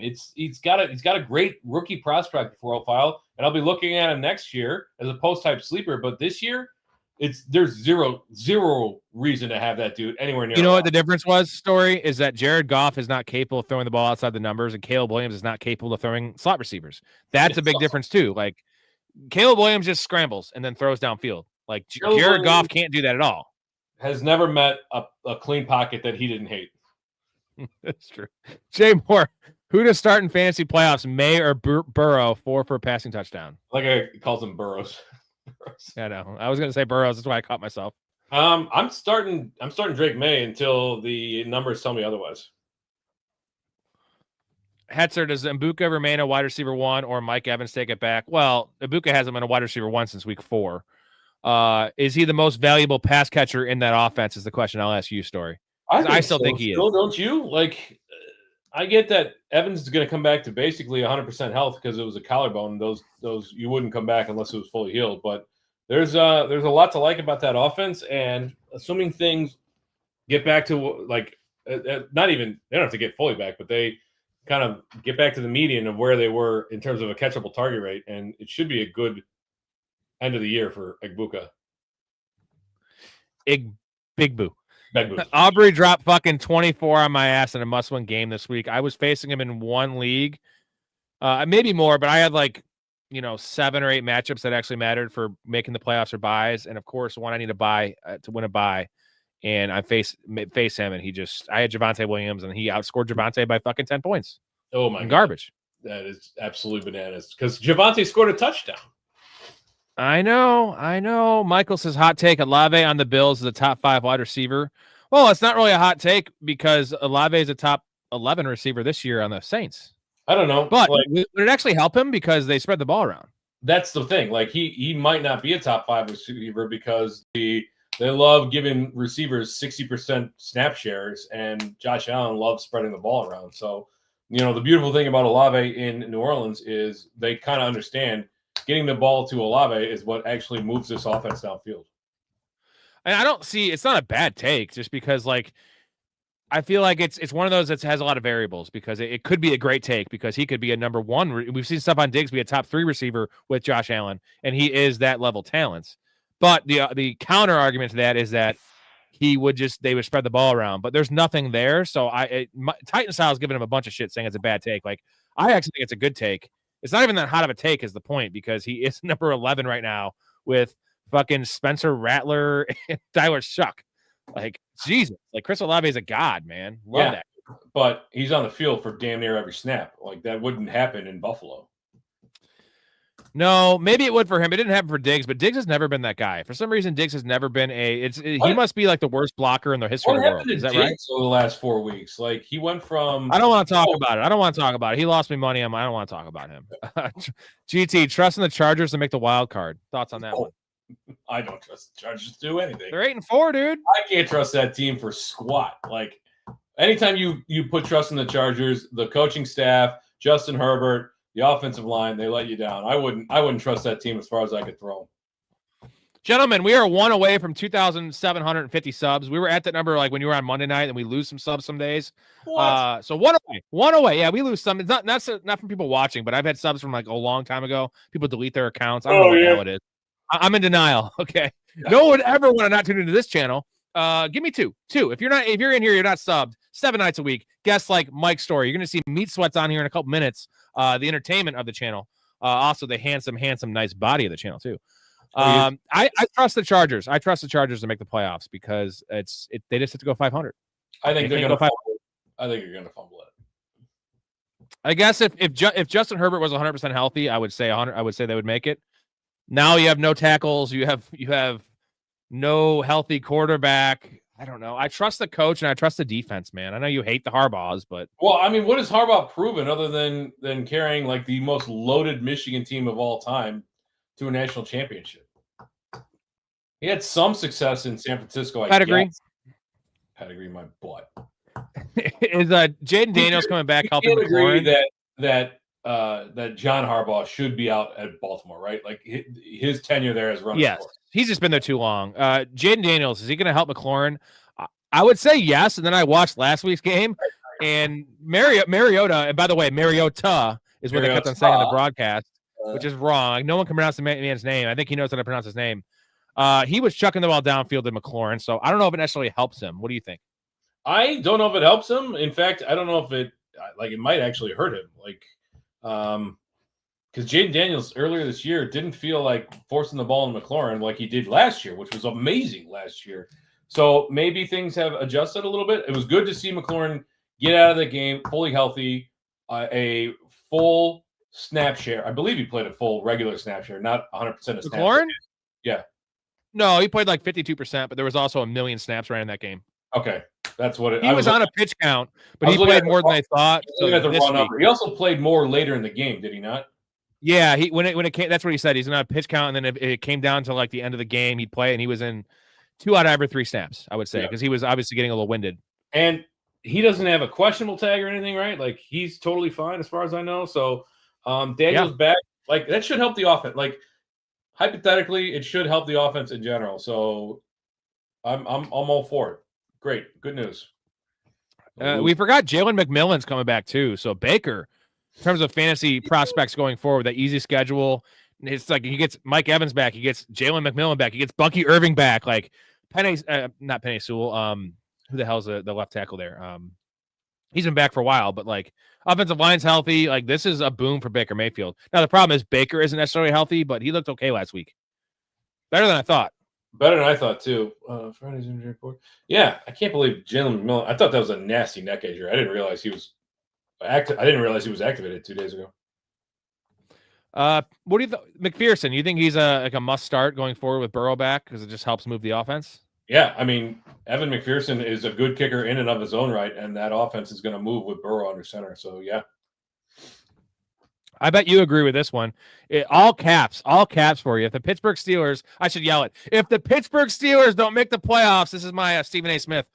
Aaron Rodgers should retire, and Mike Tomlin should be fired. We got to put a big pause in between the clauses there. So Aaron Rodgers should be fired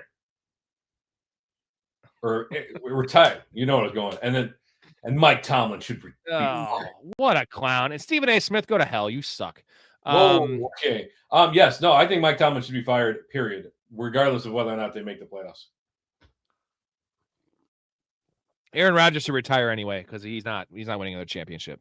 He's fine. He's actually still decent, but I'm hoping that Michael Wilson's a league winner. I have in 2 leagues. Well, it's all that's all. League winner is all incumbent on Marvin Harrison's health. And Marvin Harrison's health, you know.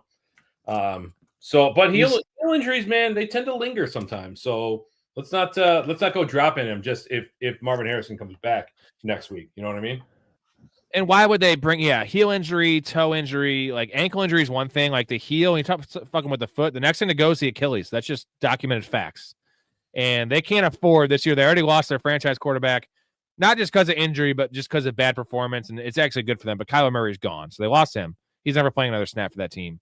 And now you're talking about losing Marvin Harrison to an Achilles when you're playing him when you're out of the playoffs. Like, don't do that. Play Michael Wilson. It's all connected, man. What is this song? Ankles, hips, ankles, knees, and toes, or whatever. It's all connected. It's all lower body, right?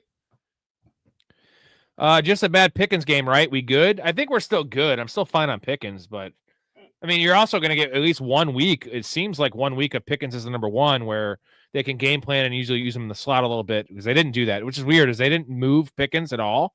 in this game. He was an X the whole time. It's like once CeeDee Lamb goes out in that game, if you're the coach, maybe be creative with George Pickens. That maybe. was a weird. Just it was a weird game plan. It felt like they had a role for Pickens, and they stuck to it even after CeeDee Lamb went out. And that's the hallmark of like bad coaching is not adjusting in game. And good coaches can do that. Well, the thing is, there's no good coaches. Story. Sean McVay would never do that. There's one good coach. His name's Kyle Shanahan. He can adjust. Okay. Except in the Super Sean Bowl. McVay, for whatever reason, he couldn't adjust in the Super Bowl. Like Sean McVay would do that. How's it going, gentlemen? Must win for me in a 2 quarterback. Tyrod, Stroud, Brissett, bench 1 at the flex. Devin Neal or Sutton. So quarterback wise, we're gonna go Tyrod, Stroud, and Brissett. What are you thinking? We benching Stroud here just because of the Chiefs, or are you gonna play him? Yeah. If Stroud was playing virtually anybody else, I would probably play him over Tyrod. But I'm going to pivot to Tyrod. Brissett's the easy one, and then flex Devin Neal or Sutton, full PPR. I'm going Sutton. I'm going back to Sutton. I have been off Sutton all year, but it was a really nice bounce back game for him.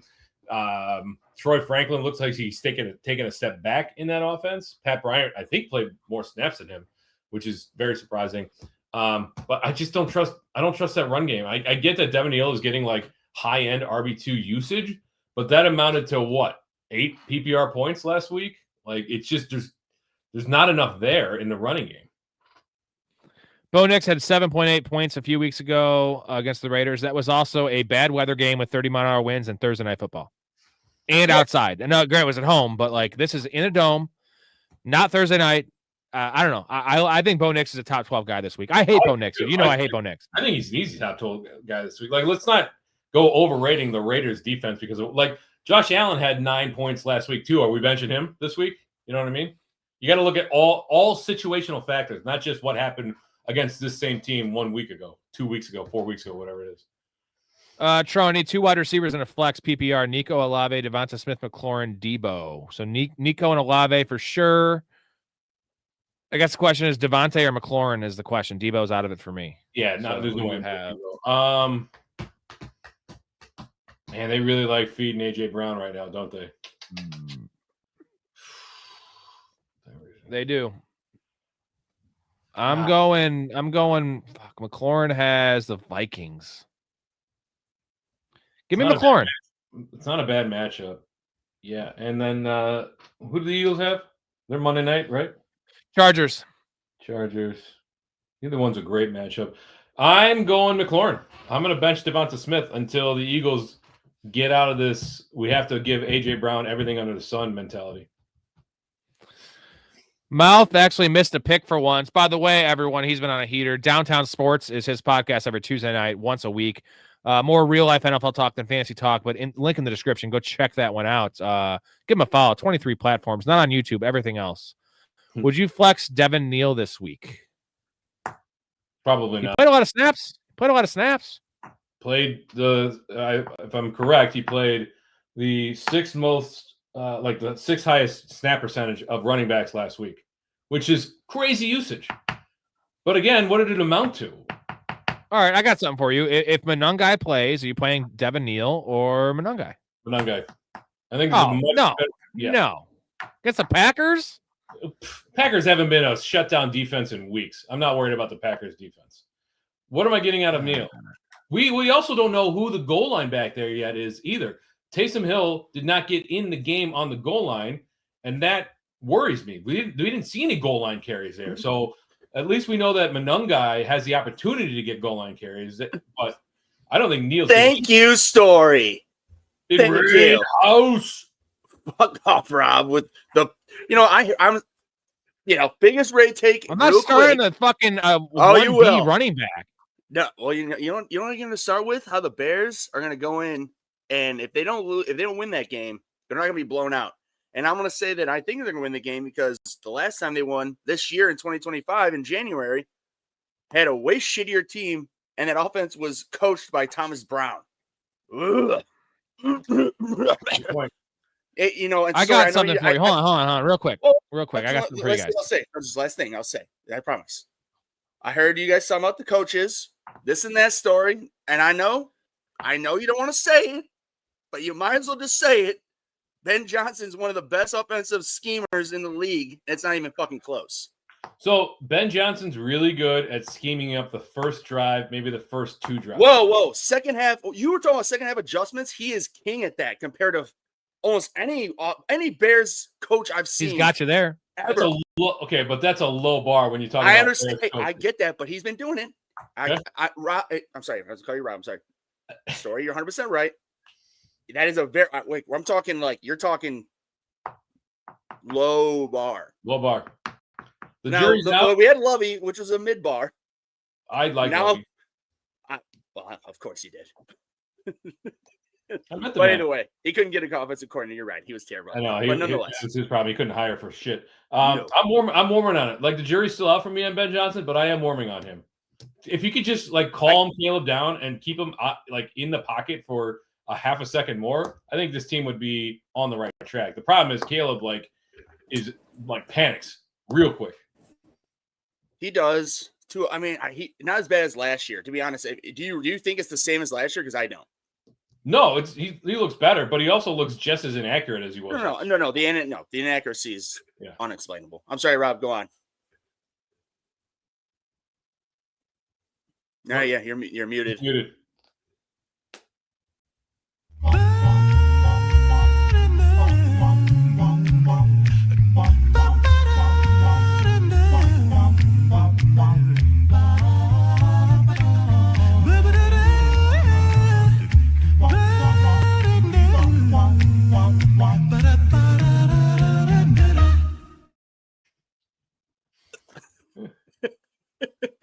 Good luck. Oh man. So I entered Rob and you got Raid. Yeah. Yeah, I don't know what's going on. But Shedeur Sanders being the new GOAT. I don't know about that. Let's slow our roll on Shedeur Sanders. How did your fantasy night end up, Ray? Tonight?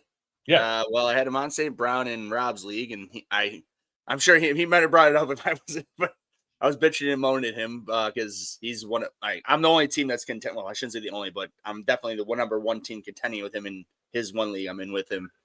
And my top 3 receivers are JSN. It's a super flex in JSN. I'm on St. Brown, and then Ibuka. So of course, if Brown was down for the long count, Ray was gonna be in trouble. But honestly, like I've been having some pretty bad luck and just injuries in the last 3 weeks. But luckily, I was so good in a majority. There I heard. Yeah, you're back. You're back. Hey. Sorry. Luckily, I'm lucky. There we go. I'm lucky that I had a good beginning of the season, so I have some buffer to get my injuries back, and or just hopefully my players who have been dumping can just figure it out. All right. Ray's gonna chug a beer if we get another goal, Matt. Reyes. We need 5 more supers to get a chug. I'm already drunk. So what's up, fellas? With Marvin Harrison Jr. trending to be out, who should I replace him with? Judy Mooney, Downs, or Luther Burden? Rome might be out. I don't know. I hope not. But who are we going to replace him with? Marvin Harrison out. Oh God, Judy Mooney, not Mooney, not. I would Judy. go the last 2, and I would go Burden if Rome is out. I understand it's against the Packers, but maybe I just go Downs and Burden. But yeah, I'm going Downs. I would go Josh Downs. Yeah, no, I'm saying at this point, I would still go just because with the matchup. Because again, being a Bears fan, I think that the Bears need to run the ball and hold the ball and not throw it as much like they did with the Eagles to win the game. I mean, I could see Luther Burden having a fine 4 for 50 game, but I could also see Olamide Zaccheaus getting the touchdown there. Yeah, right, 100%. So, because they will play the same amount of 3 wide receiver sets, I would bet. So I'm going to go Downs. I'm going to take my shot downfield. The only thing I'll say, Storey, is that local beat reporters from all different areas have been saying that Burden has overtaken Zaccheaus for that 3rd spot, just in general. But obviously, we still see Zaccheaus too much to where we know his talent, but yet we still see him on the field on big areas and when I say big opportunities and big plays or big. So either way, Burden is taking over him, but nonetheless, he's still around to where Burden is still limited for his upside, I should say. Sure. Okay, my My gut is telling me to start Jalen Higgins over Rome, who's hurt, and BTJ, who's ass in rain game. I'm going Brian Thomas all day over Jaden Higgins. Not even close. Yeah. At this point, I mean. Well, Parker Washington had a limited practice today. So that might put a bit. Does that really move the needle, though? Like, Brian Thomas is the number one there. Get the fuck out of town. I mean, Jacoby Myers is the number one there. Okay. All right. See, let's not overreact to these things, man. Like, yeah. Well, I mean, Brian Thomas has he had a startable game this year? Yeah, dude, he was fine for like a 4-week stretch. I mean, it just seems really bad because he was taken in the first round. Like, correct. We're way past. Or even that. really He's still a wide receiver 3. If he's my in a half PPR, he had a 10-point game and a 19-point game. Those are the only 2 double-digit fantasy games that he's had this year. That 19 Trevor Lawrence is playing good right now, though, Storey. Yeah, and Parker Washington and Jacoby Myers and Brenton Strange seem to be the beneficiary. Last week, Brian Thomas, 3 targets, man, 2 for 28. You're going to play the ancillary weapon against the Chiefs with C.J. Stroud over Brian Thomas Jr., who was a league winner last year with 1,400 yards and drafted in the first round. That's healthy now. Not doing it. Bad fantasy. Okay. I'm trying to be objective about just because he was a first round pick in fantasy drafts this year does not, like, people bust all the time. And that's no, but he is a good talent. He is a, what are we talking, dude? Let's not be that channel, Higgins, please. So Higgins had five receptions last week. We got Max from FS1 on here. Before that, 5 the week before that. Like, you're getting regular production from Jaden Higgins. I would never do such a thing because that's crazy. It's crazy to me. Get the hell out of here. If there was no Nico Collins. Oh, Michael Wilson. Michael Wilson's a god. Oh, yeah. Are we giving that channel, Rob? Are we giving that channel that you were calling? No, Michael Wilson is a god. No, he's not. 25 catches in 2 games of that Marvin Harrison. Oh, okay. He had a good month. 1 month of his career. He's a good. No, he had a good 2 games. Twice as many double-digit PPR games as Brian Thomas this year. No, I know. I don't. Someone just dropped Jaden Reed in my league. Claim him or stay away. We're staying away from Jaden Reed, right? Like 100%. Yeah. I mean, unless you just have somebody, just a nobody on your end of your bench, I'd pick him up. But like, you don't expect him to all of a sudden be wide receiver 1 on their team right away because they ain't happening. If Hampton doesn't play, my week is screwed. Gonna have to drop Tracy regardless. Tracy's probably a drop anyway. For someone like Tyler Algier. Not a bad matchup for Algier. He has, let me see. Never mind. It's a really bad matchup. It's the Seahawks. Strike that. Cut. From the ledger. Yeah. You could grab someone like McNichols. Hey, by the way, Rob, we're not striking it from the ledger. It's on video. No. Well, there's a chance Chris Rodriguez might be available in your league, and that would probably be the guy to grab. Unfortunately, maybe you're going. I'm sorry. No, I was just saying, like, maybe Chris Rodriguez slipped through. Trying to think who else would be a good.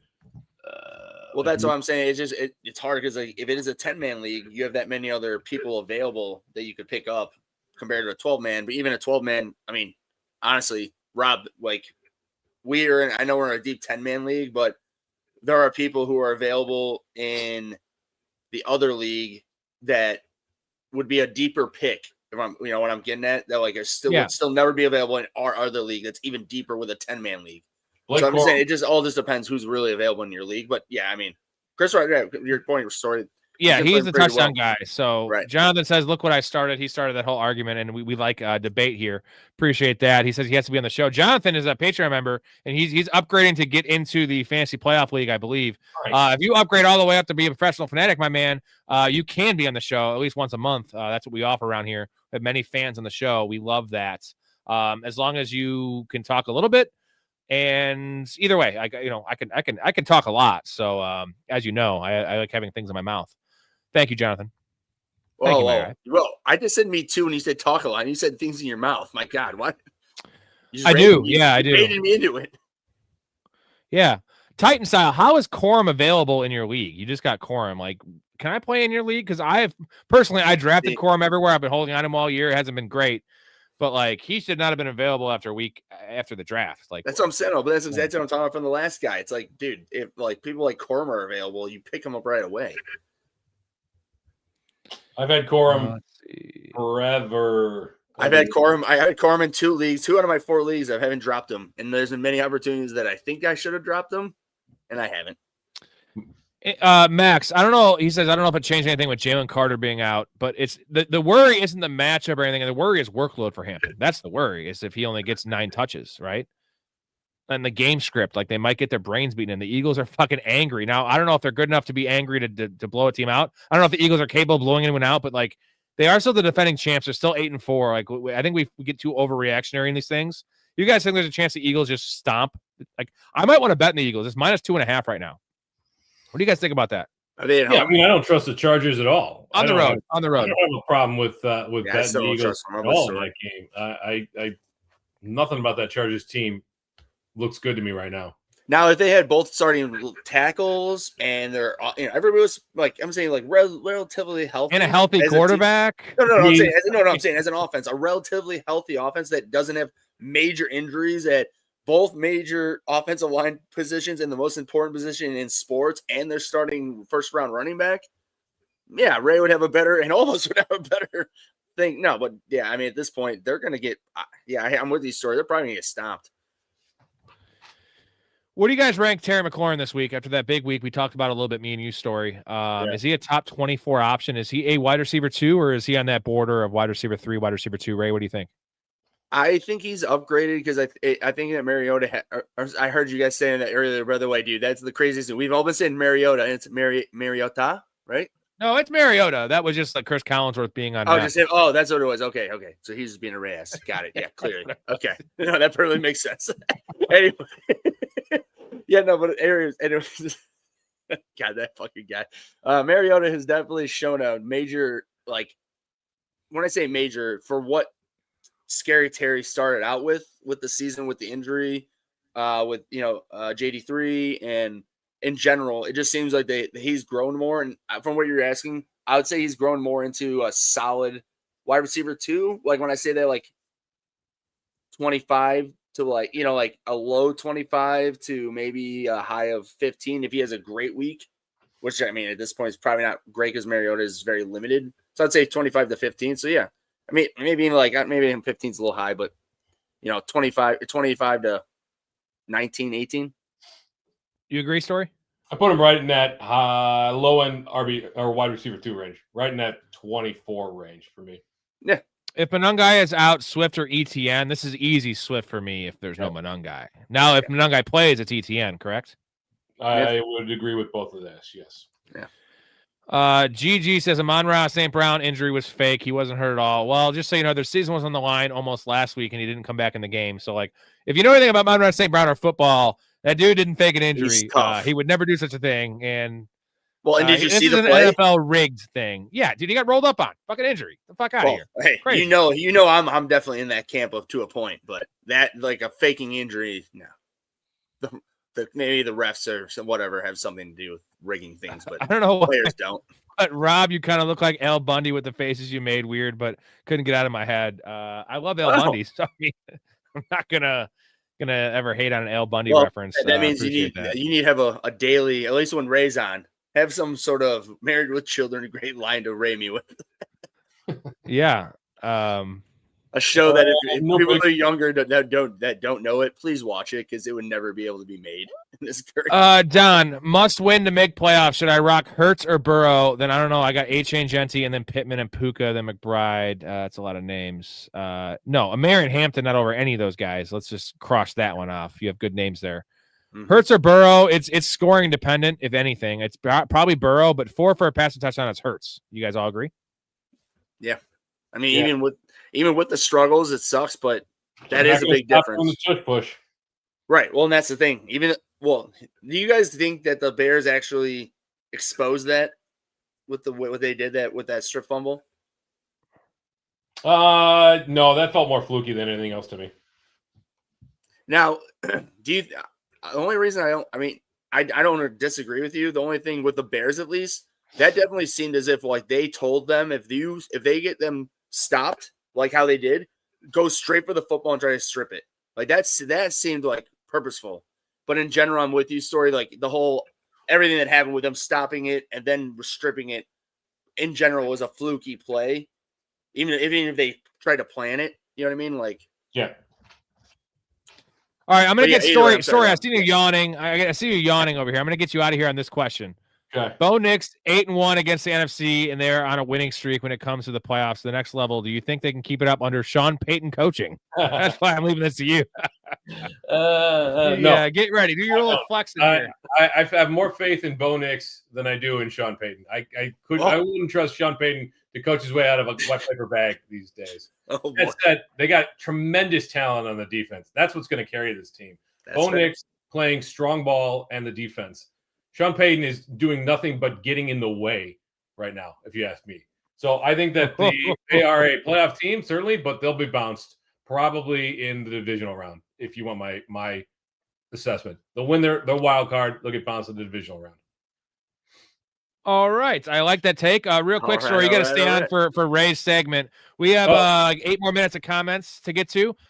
We have 3 more supers to get a beer chug. Me and Ray chug a beer. We'll also add 20 minutes of the show if we get to that goal before the questions are done. Before we get to any of that, Ray, it's your favorite segment. We got to hear it. We're excited to hear it. Here you go.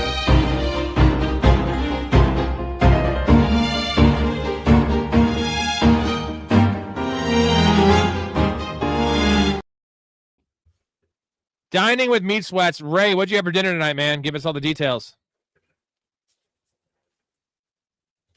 Oh, he's got it right here. Baked potato soup. Oh, is that? There's onions and chives and some little Chaz and sour There's cream. no meat in that, though, right? Oh, there's bacon. Meal? There's bacon. Oh, of course. Okay. All right. No. Meal. No, I did make meatballs. I just made them earlier. Wendy's? No. I know what you're getting at. Yeah. But here's the thing: is I didn't make meatballs earlier, so I just didn't have some right now because I already ate meatballs. Nice little snack, little antipasta, and then you come in and you hit them with the baked potato soup. No, just balls and sauce. All right, buddy boy, this is it. This is the meal. Oh yeah, right. Yeah, no, you're not trying to back another out of meal. Mendy's? This is it. Hey, right. you asked for it. Hey, I offered you. You had the soup. That's a meal. It's because he had that hot dog before the meal, right? You know what? Kenny Banya. I'll say that. I had the hot dog. We love Banya, right? Banya's great. Nobody told you to have a hot dog.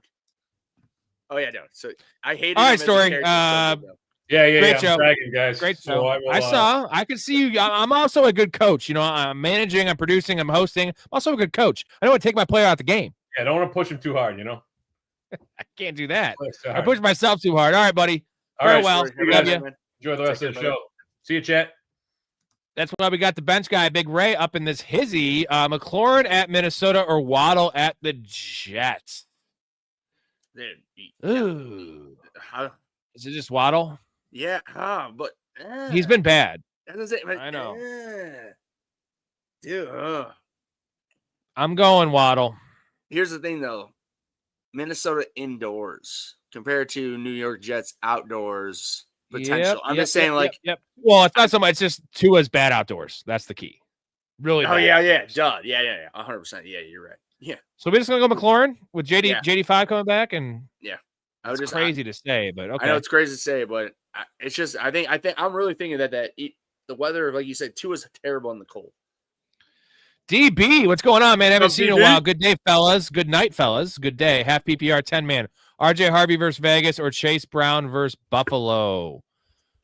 This is Chase Brown by a mile for me, especially in PPR. So in PPR, it's Chase Brown by a mile. Which is sad. As we get down the standard, it's less likely Chase Brown, but I'm going Chase Brown. I'm saying it's sad. It should be RJ Harvey versus Vegas all day, but I told you, you missed earlier. I looked deep into RJ Harvey's advanced numbers and other just numbers, but my eye test also told me this. I told you he's terrible. Oh no. He's 32nd out of 32nd running back. Right. 32 qualifying running backs in yards after contact.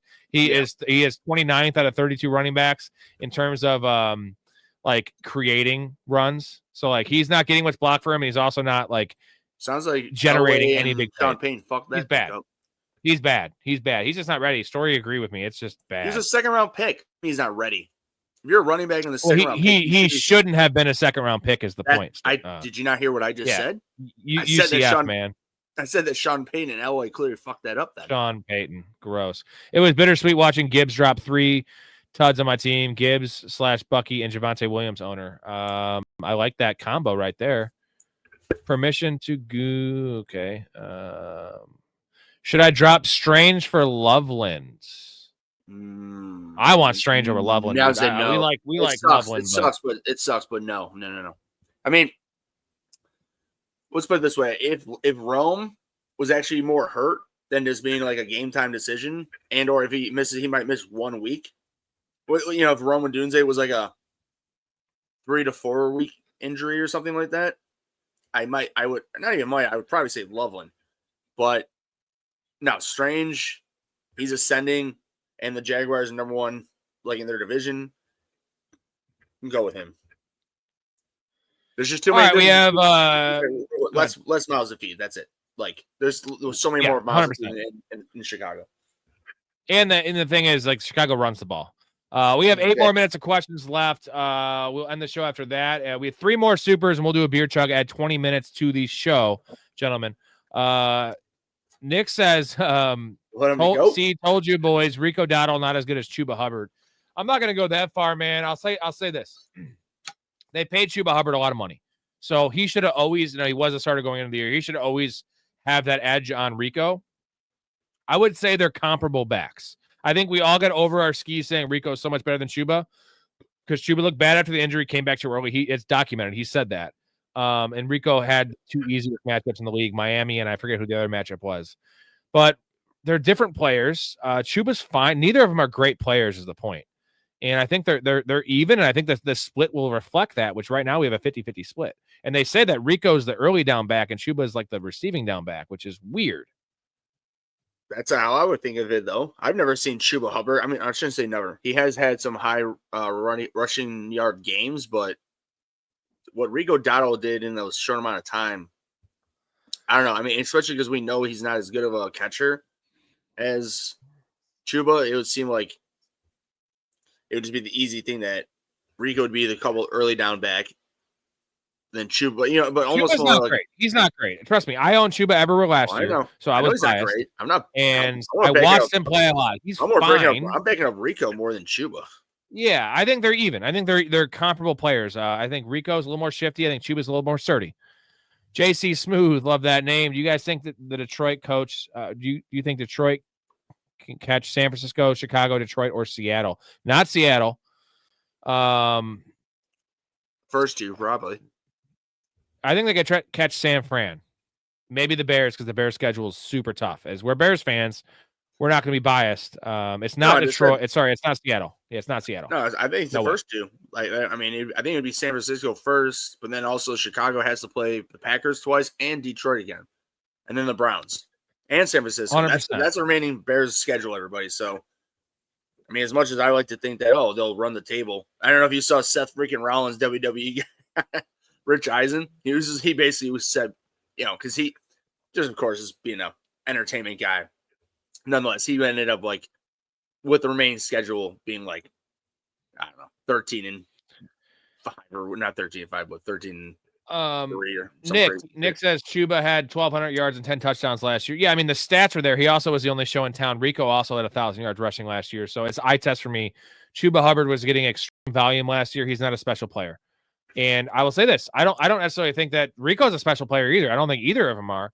But neither of them are that much better than the next one. I think I would say Rico's a better player if I had to make a choice, but it's really close. I think Chuba's more of a fan favorite, a locker room favorite, a coach's favorite. I think Rico is more explosive. He has better at cutting. He has more agility. Chuba is just a little more powerful and apparently a better pass catcher. So like that works better for fantasy. I think, Rob, you said one of the major, I think the main reason right away almost was the money. If they're paid equally, Chuba would get the fuck out of here or not be playing as much as Rico. He's paid a lot of money. The money. Boys, you feel good about flexing Jameson Williams next week against the Rams, or do we remain worried about him facing a better defense? He's a must. I've been starting Jameson Williams all year just based on that's what you sign up for. boom or bust. And it's not about St. Brown's back, cool. That's actually not a bad thing because you saw Jamison Williams do really well last week, but like he's not a true number one. He can't handle that coverage. And you have Brock Wright ruled out for the year, so they have no tight end. Tight end's out. They're literally playing a fucking left tackle at tight end half the game. So you have no third option. Tesla's fine, but he's not. He doesn't demand targets. So like Jamison Williams with volume is elite, and he's getting the volume. So you're going to guarantee 7 touches a game. You saw him get an end around in this game. Jamison Williams is a must start for me. Are they going to call the who is the Bears tight end? What's his name? Mercedes Lewis. Call him out of retirement. Who? Mercedes Lewis. Oh God, old ass man.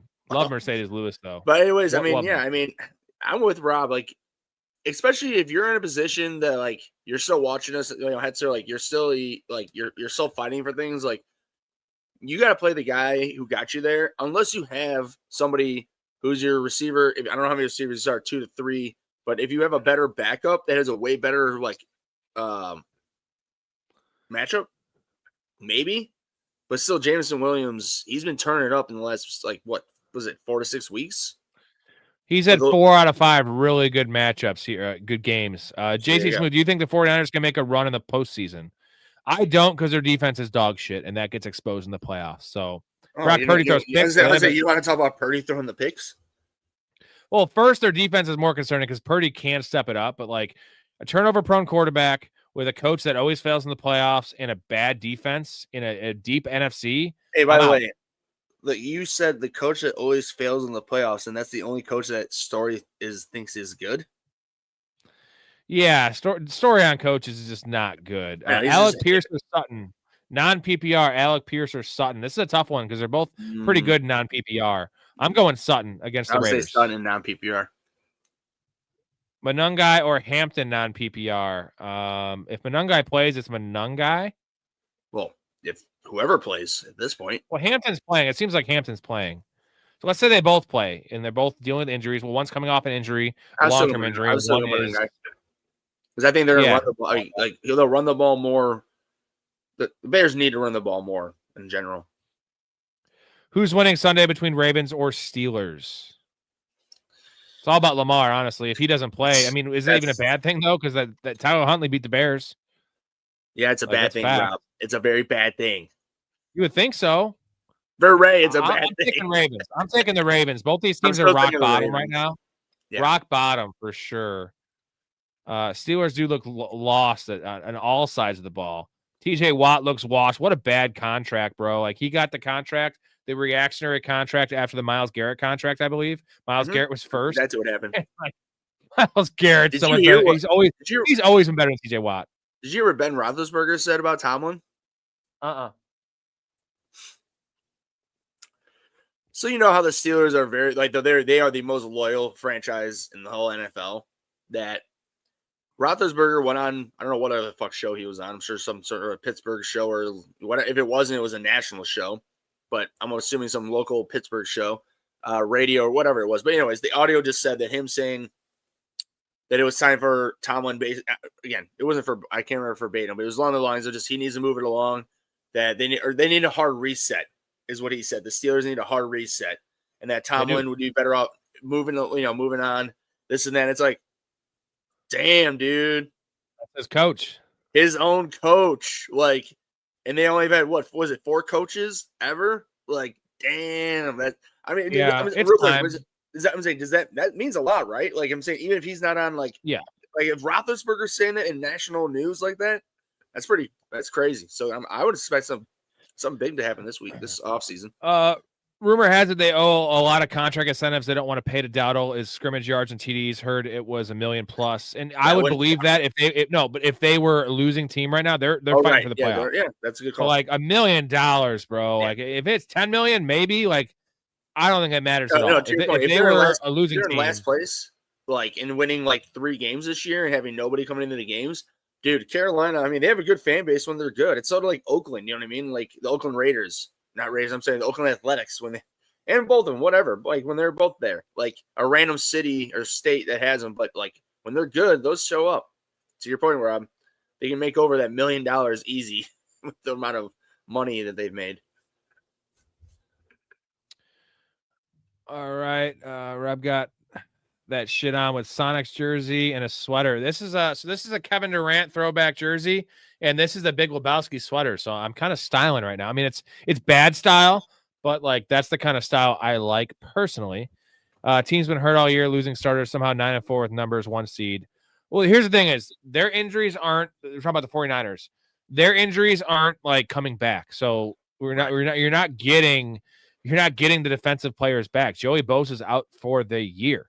He's not coming back. If he was coming back, I'd be on the Niners, right? But he's not coming back. So Fred Warner is not coming back. That's actually more important. Fred Warner is about the cog of that defense, play call of that defense, heart and soul of that defense. Would I play Mike Evans or Jameson Williams going forward? Jameson Williams, unless you see Mike Evans rolling the ball out. All right, we're almost caught up. I'm going to play a clip here in a second, catch our breath, answer the last couple of questions. 3 more supers, guys. 3 more supers of any color will get us 20 more minutes with the Big Ray. Otherwise, tomorrow night we have Jason and Big Ray on the show. It's going to be super fun. Any color. You can't do it, Ray, because I don't count it if you do it. I had to pay you. I haven't paid you yet. You're not paying me. The hell out of here. What does it mean? What if I want to pay you? Yeah.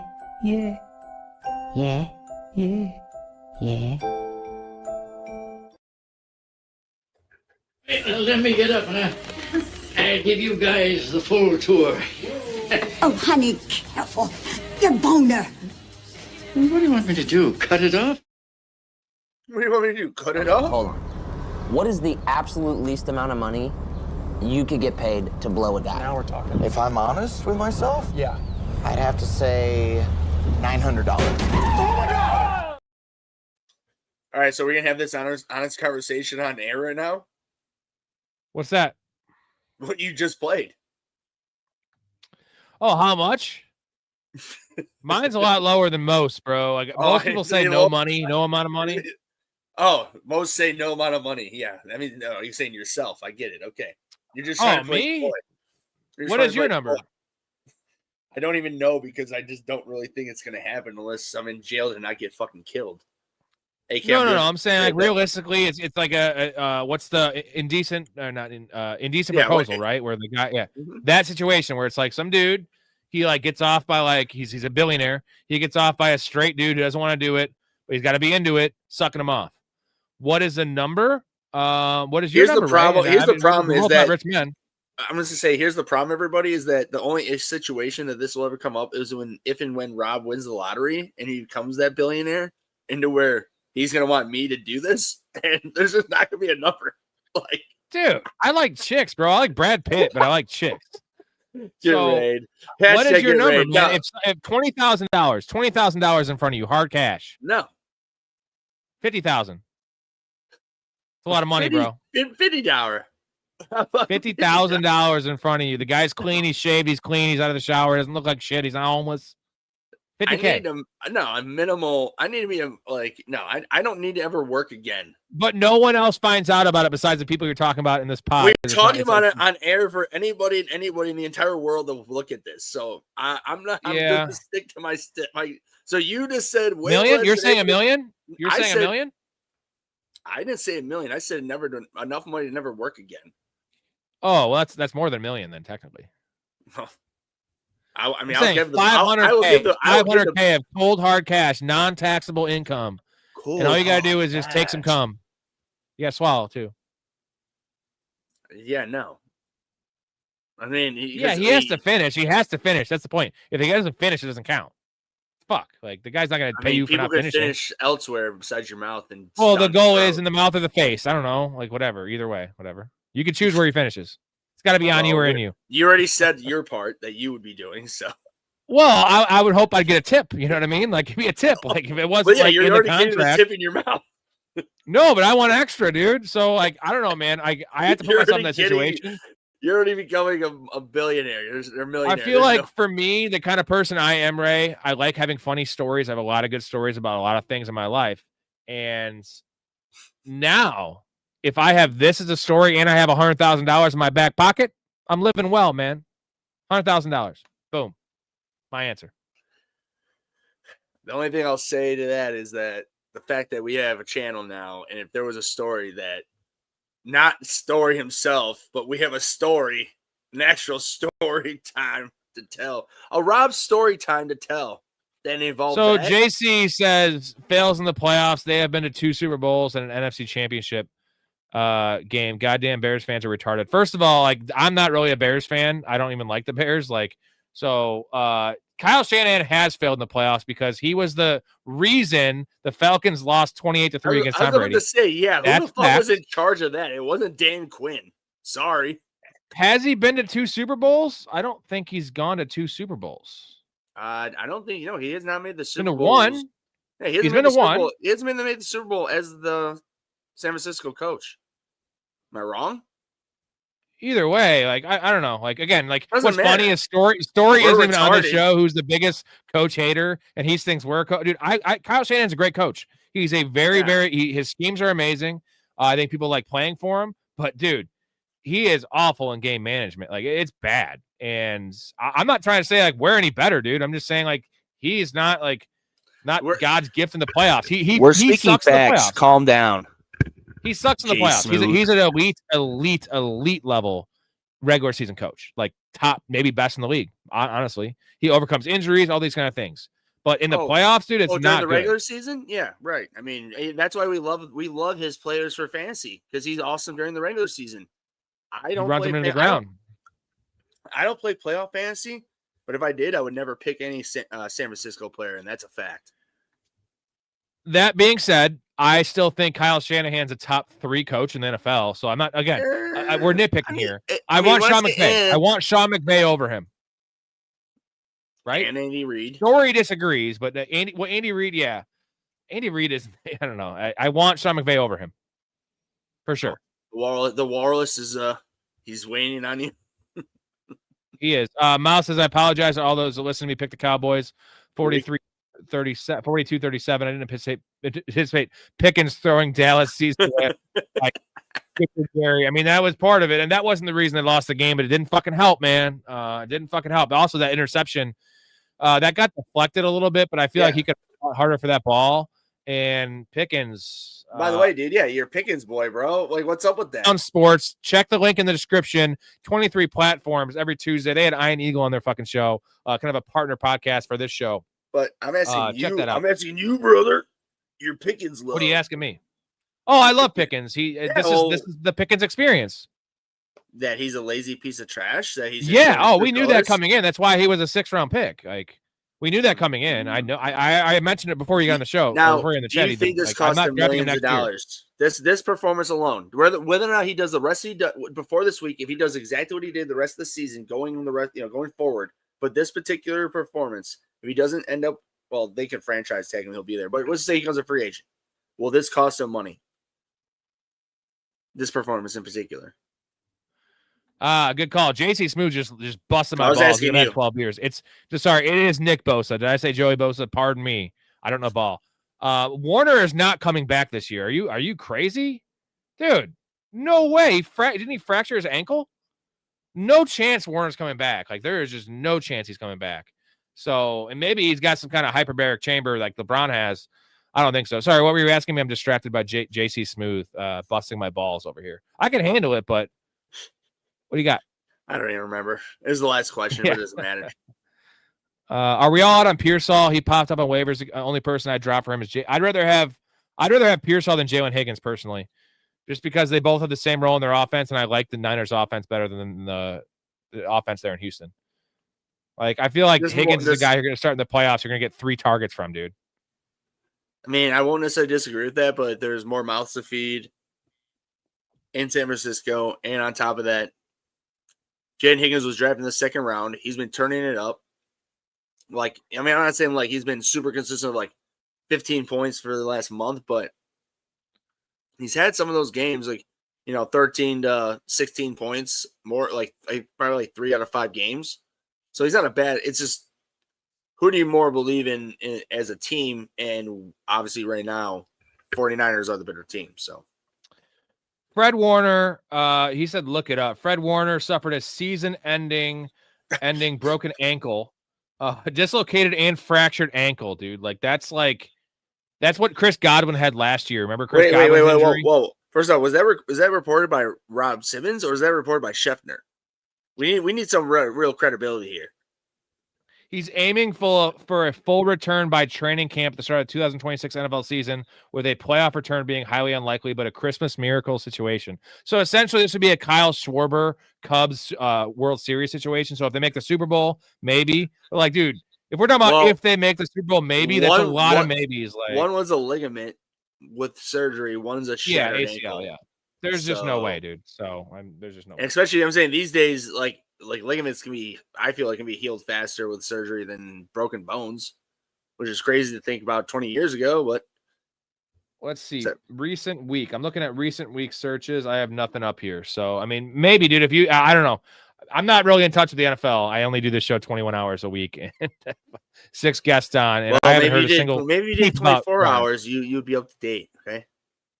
No, I haven't heard a single peep. So this is the first one. And maybe, with eye contact. Now, I would, of course, give eye contact because I'm a respectful individual. When I shake someone's hand, I fucking do that. I don't know about Myles Garrett being better than TJ Watt. Myles Garrett goes for a sack every play and leaves other linemen out to dry. Myles Garrett's the best football player in the league right now, dude. Like, TJ Watt is fine. TJ Watt he makes bigger plays like sack fumbles. And hey, Rob, easy answer. Swap the players and see their careers and see what happens. Riddle me that. So JC Smooth literally lives in the Bay Area. You think I'm not tapped into? Okay, maybe you know something I don't know. I would just bet a lot of money. I'd bet that blowjob money on that I don't even have on Fred Warner not playing football this year. Like, that's a major injury, bro. And like, they always say they want to come back. Aaron Rodgers said he was going to come back after the Achilles, dude. Remember that? Remember Aaron Rodgers saying, I'm going to come back this year if we're in contention? Yeah. Remember Trey Benson? Remember Trey Benson? Yeah. You remember, Barry? I remember. Hey, no, real quick. Don't move off this. I'm just saying, I'm telling Nick O. My answer was swap their careers from beginning to right now, a.k.a. TJ Watt was on the Browns and Myles Garrett is on Pittsburgh.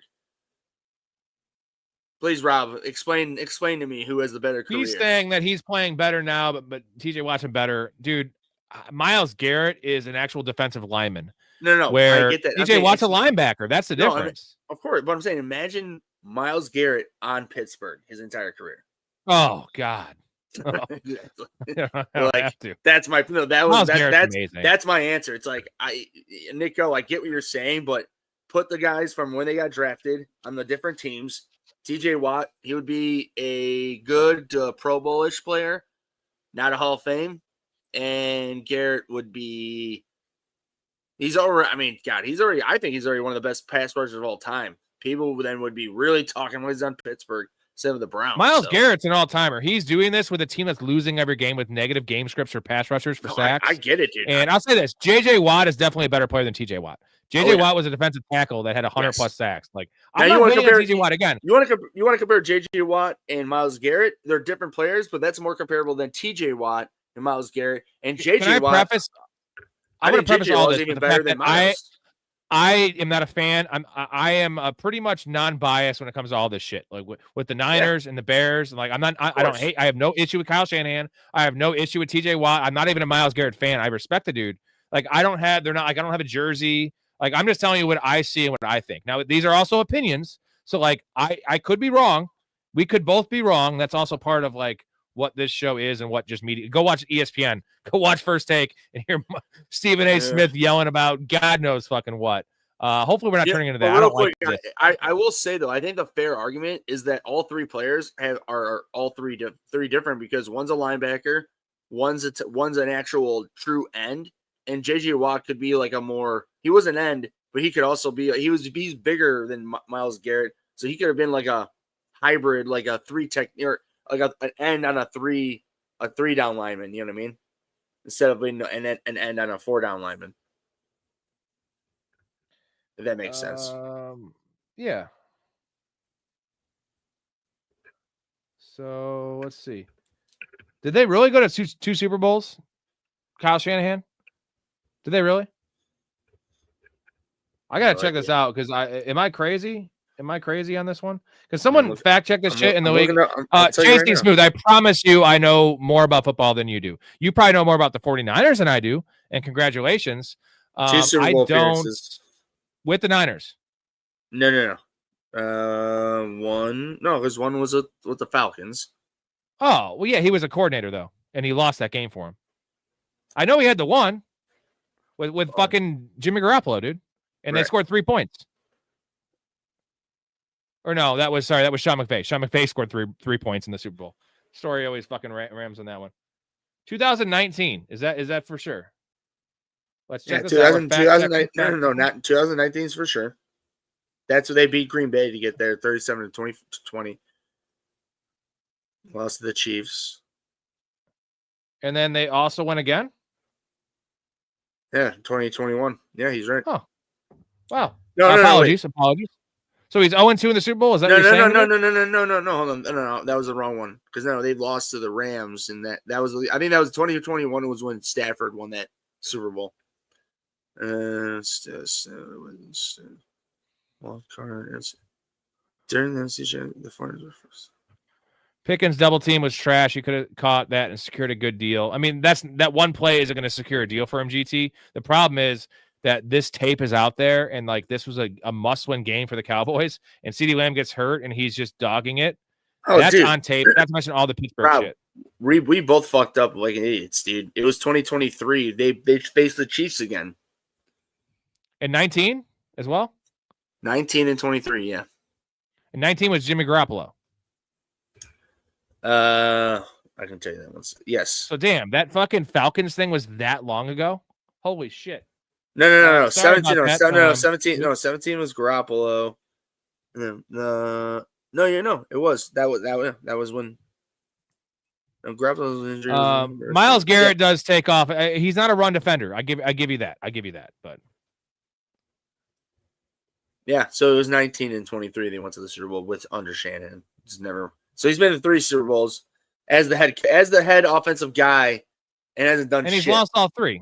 So again, we love Kyle Shanahan, but JC Smooth, you have no reason to be disrespectful on here because I'm not disrespecting you. So if you don't think I know football, then what are you doing in here watching?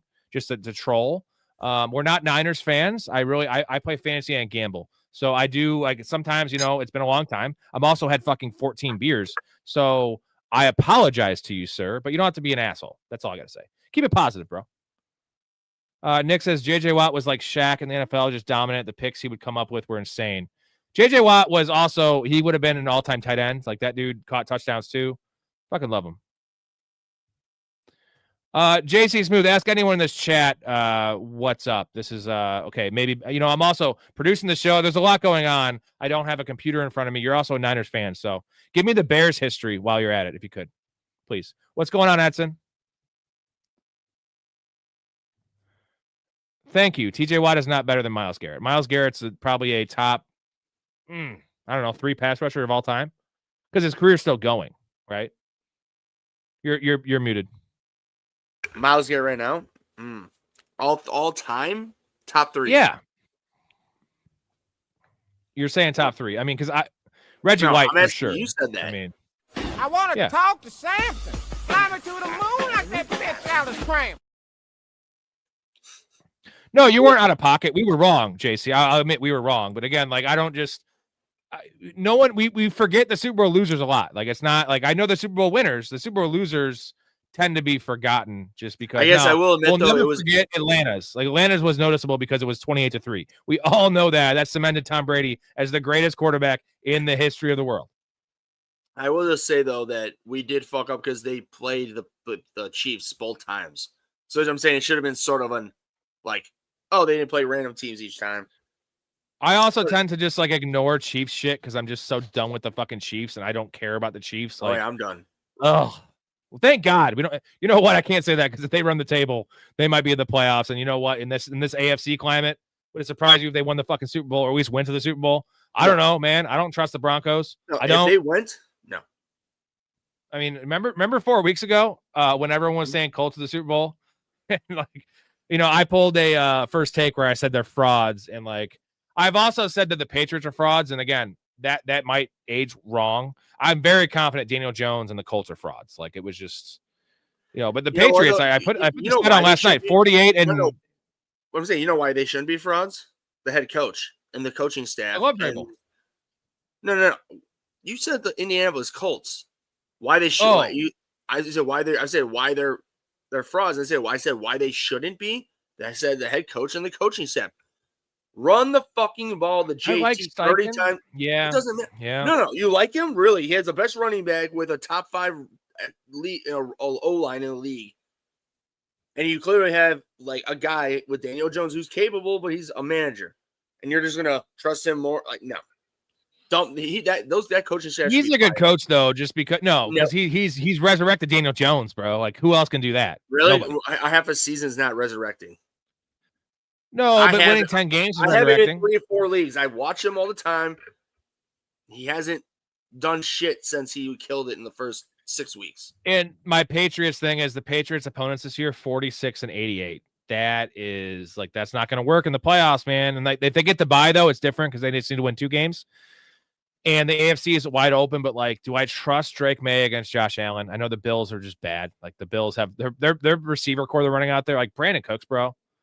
Like, what are you doing? And here's the thing: Brandon Cooks isn't that old. I want to say he's like 31, but like Brandon Cooks was a 20-year-old rookie, so he is in his 11th season. Like that matters, right? How much NFL mileage you have? Was good. Yeah, 8 years ago.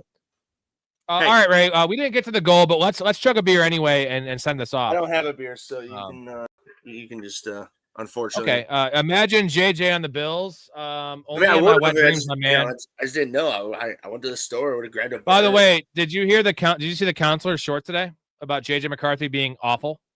Sorry, JJ McCarthy's awful. No, Justin Jefferson being awful. I've had a lot of drinks, dude. I got drunk at my barber shop today when I got my haircut at 5, or was it 4 o'clock?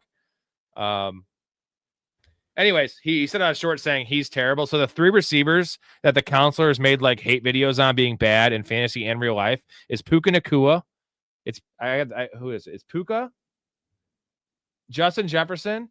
Oh, hold on. And who's the last one? The last one is Jamar Chase. So I looked it up, man. Here we go. Justin Jefferson, Puka Nacua, and Jamar Chase are top 3 all time in receiving yards per game. Could you not hear? I don't want to play it. Don't get me fucking copyrighted, bro. Well, then why did you say something? I didn't know if you could hear it. No, I could hear a little bit, but JJ, Puka, and Jamar Chase, top 3 all time in receiving yards per game by quite a bit. Calvin Johnson's 4 at 86 yards. And he's made videos saying all these guys suck at football. Not even because of their quarterback situation or their coaches. Like, this is a troll, and that's a fucking troll and gross. Puka Nacua is elite. Justin Jefferson's probably one of the best of all time, talent-wise. And Jamar Chase is a god. Like, get out of town, man. Counselor, get out of town. Like, what are you doing, bro? He's getting clicks. So good for you. Here we go. Beer chug, and then we'll send you guys off. Appreciate everybody in the chat. Sorry if I was disrespectful to you, JC Smooth. I wasn't trying to be. It's hard hosting the show. I forget things. What do you got? Water? You chug water? No, Franklin or Addison this week? Addison is definitely Addison. Franklin had played 51% of the snaps last week, and Pat Bryant played 72%. Now, I don't expect that to continue, but I think that they're now in a timeshare for that wide receiver 2 role. And you have a little bit of our boy at tight ends, Evan Ingram, making an appearance. So I don't want anything to do with Troy Franklin. It's Jordan Addison. Oh, he was my boy. You like Evan Ingram all of a sudden? Oh, I liked him when I had him in fantasy, and he had 112 catches, 106 catches with the Jags. It was unreal. Oh, that Evan Ingram. Oh, I thought you were talking about the current Evan Ingram, who has admittedly turned it up a little bit in the last couple weeks, but he's bad. We're talking like a 0 to a 2 to like a 4 or 5, which is not. Last couple questions here. Peasy says week 15 he has a bye for this week. Jaden Daniels, Purdy, or Stroud. So I want to say Jaden Daniels, but I got to look at Purdy's matchup. Purdy has... Purdy's at home against the Titans, so I'm going Purdy, dude. I don't even care who Washington plays. But I'm saying, like, again, in general, though, like, you're just automatically trusting Jaden Daniels, like, just so, like, I know you're asking us, that's why you're asking us, PZ, but, like, and I'm with him, dude. Purdy at home against Tennessee. Whoa. That's to the moon. But just in general, like, just don't get so locked into the names, especially with major injuries with Jaden Daniels. We didn't have any questions about Tiny Dancer today, so I'm just going to play this quick.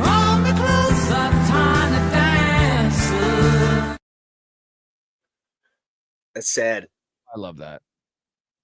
That means I didn't talk too much. Well, I did, but. Damn, dude. You know what we never got into? It's a good call. We never got into a vacuum, man. The fuck? Yeah, well, Mom also said for you to stop sticking your dick in the vacuum cleaner.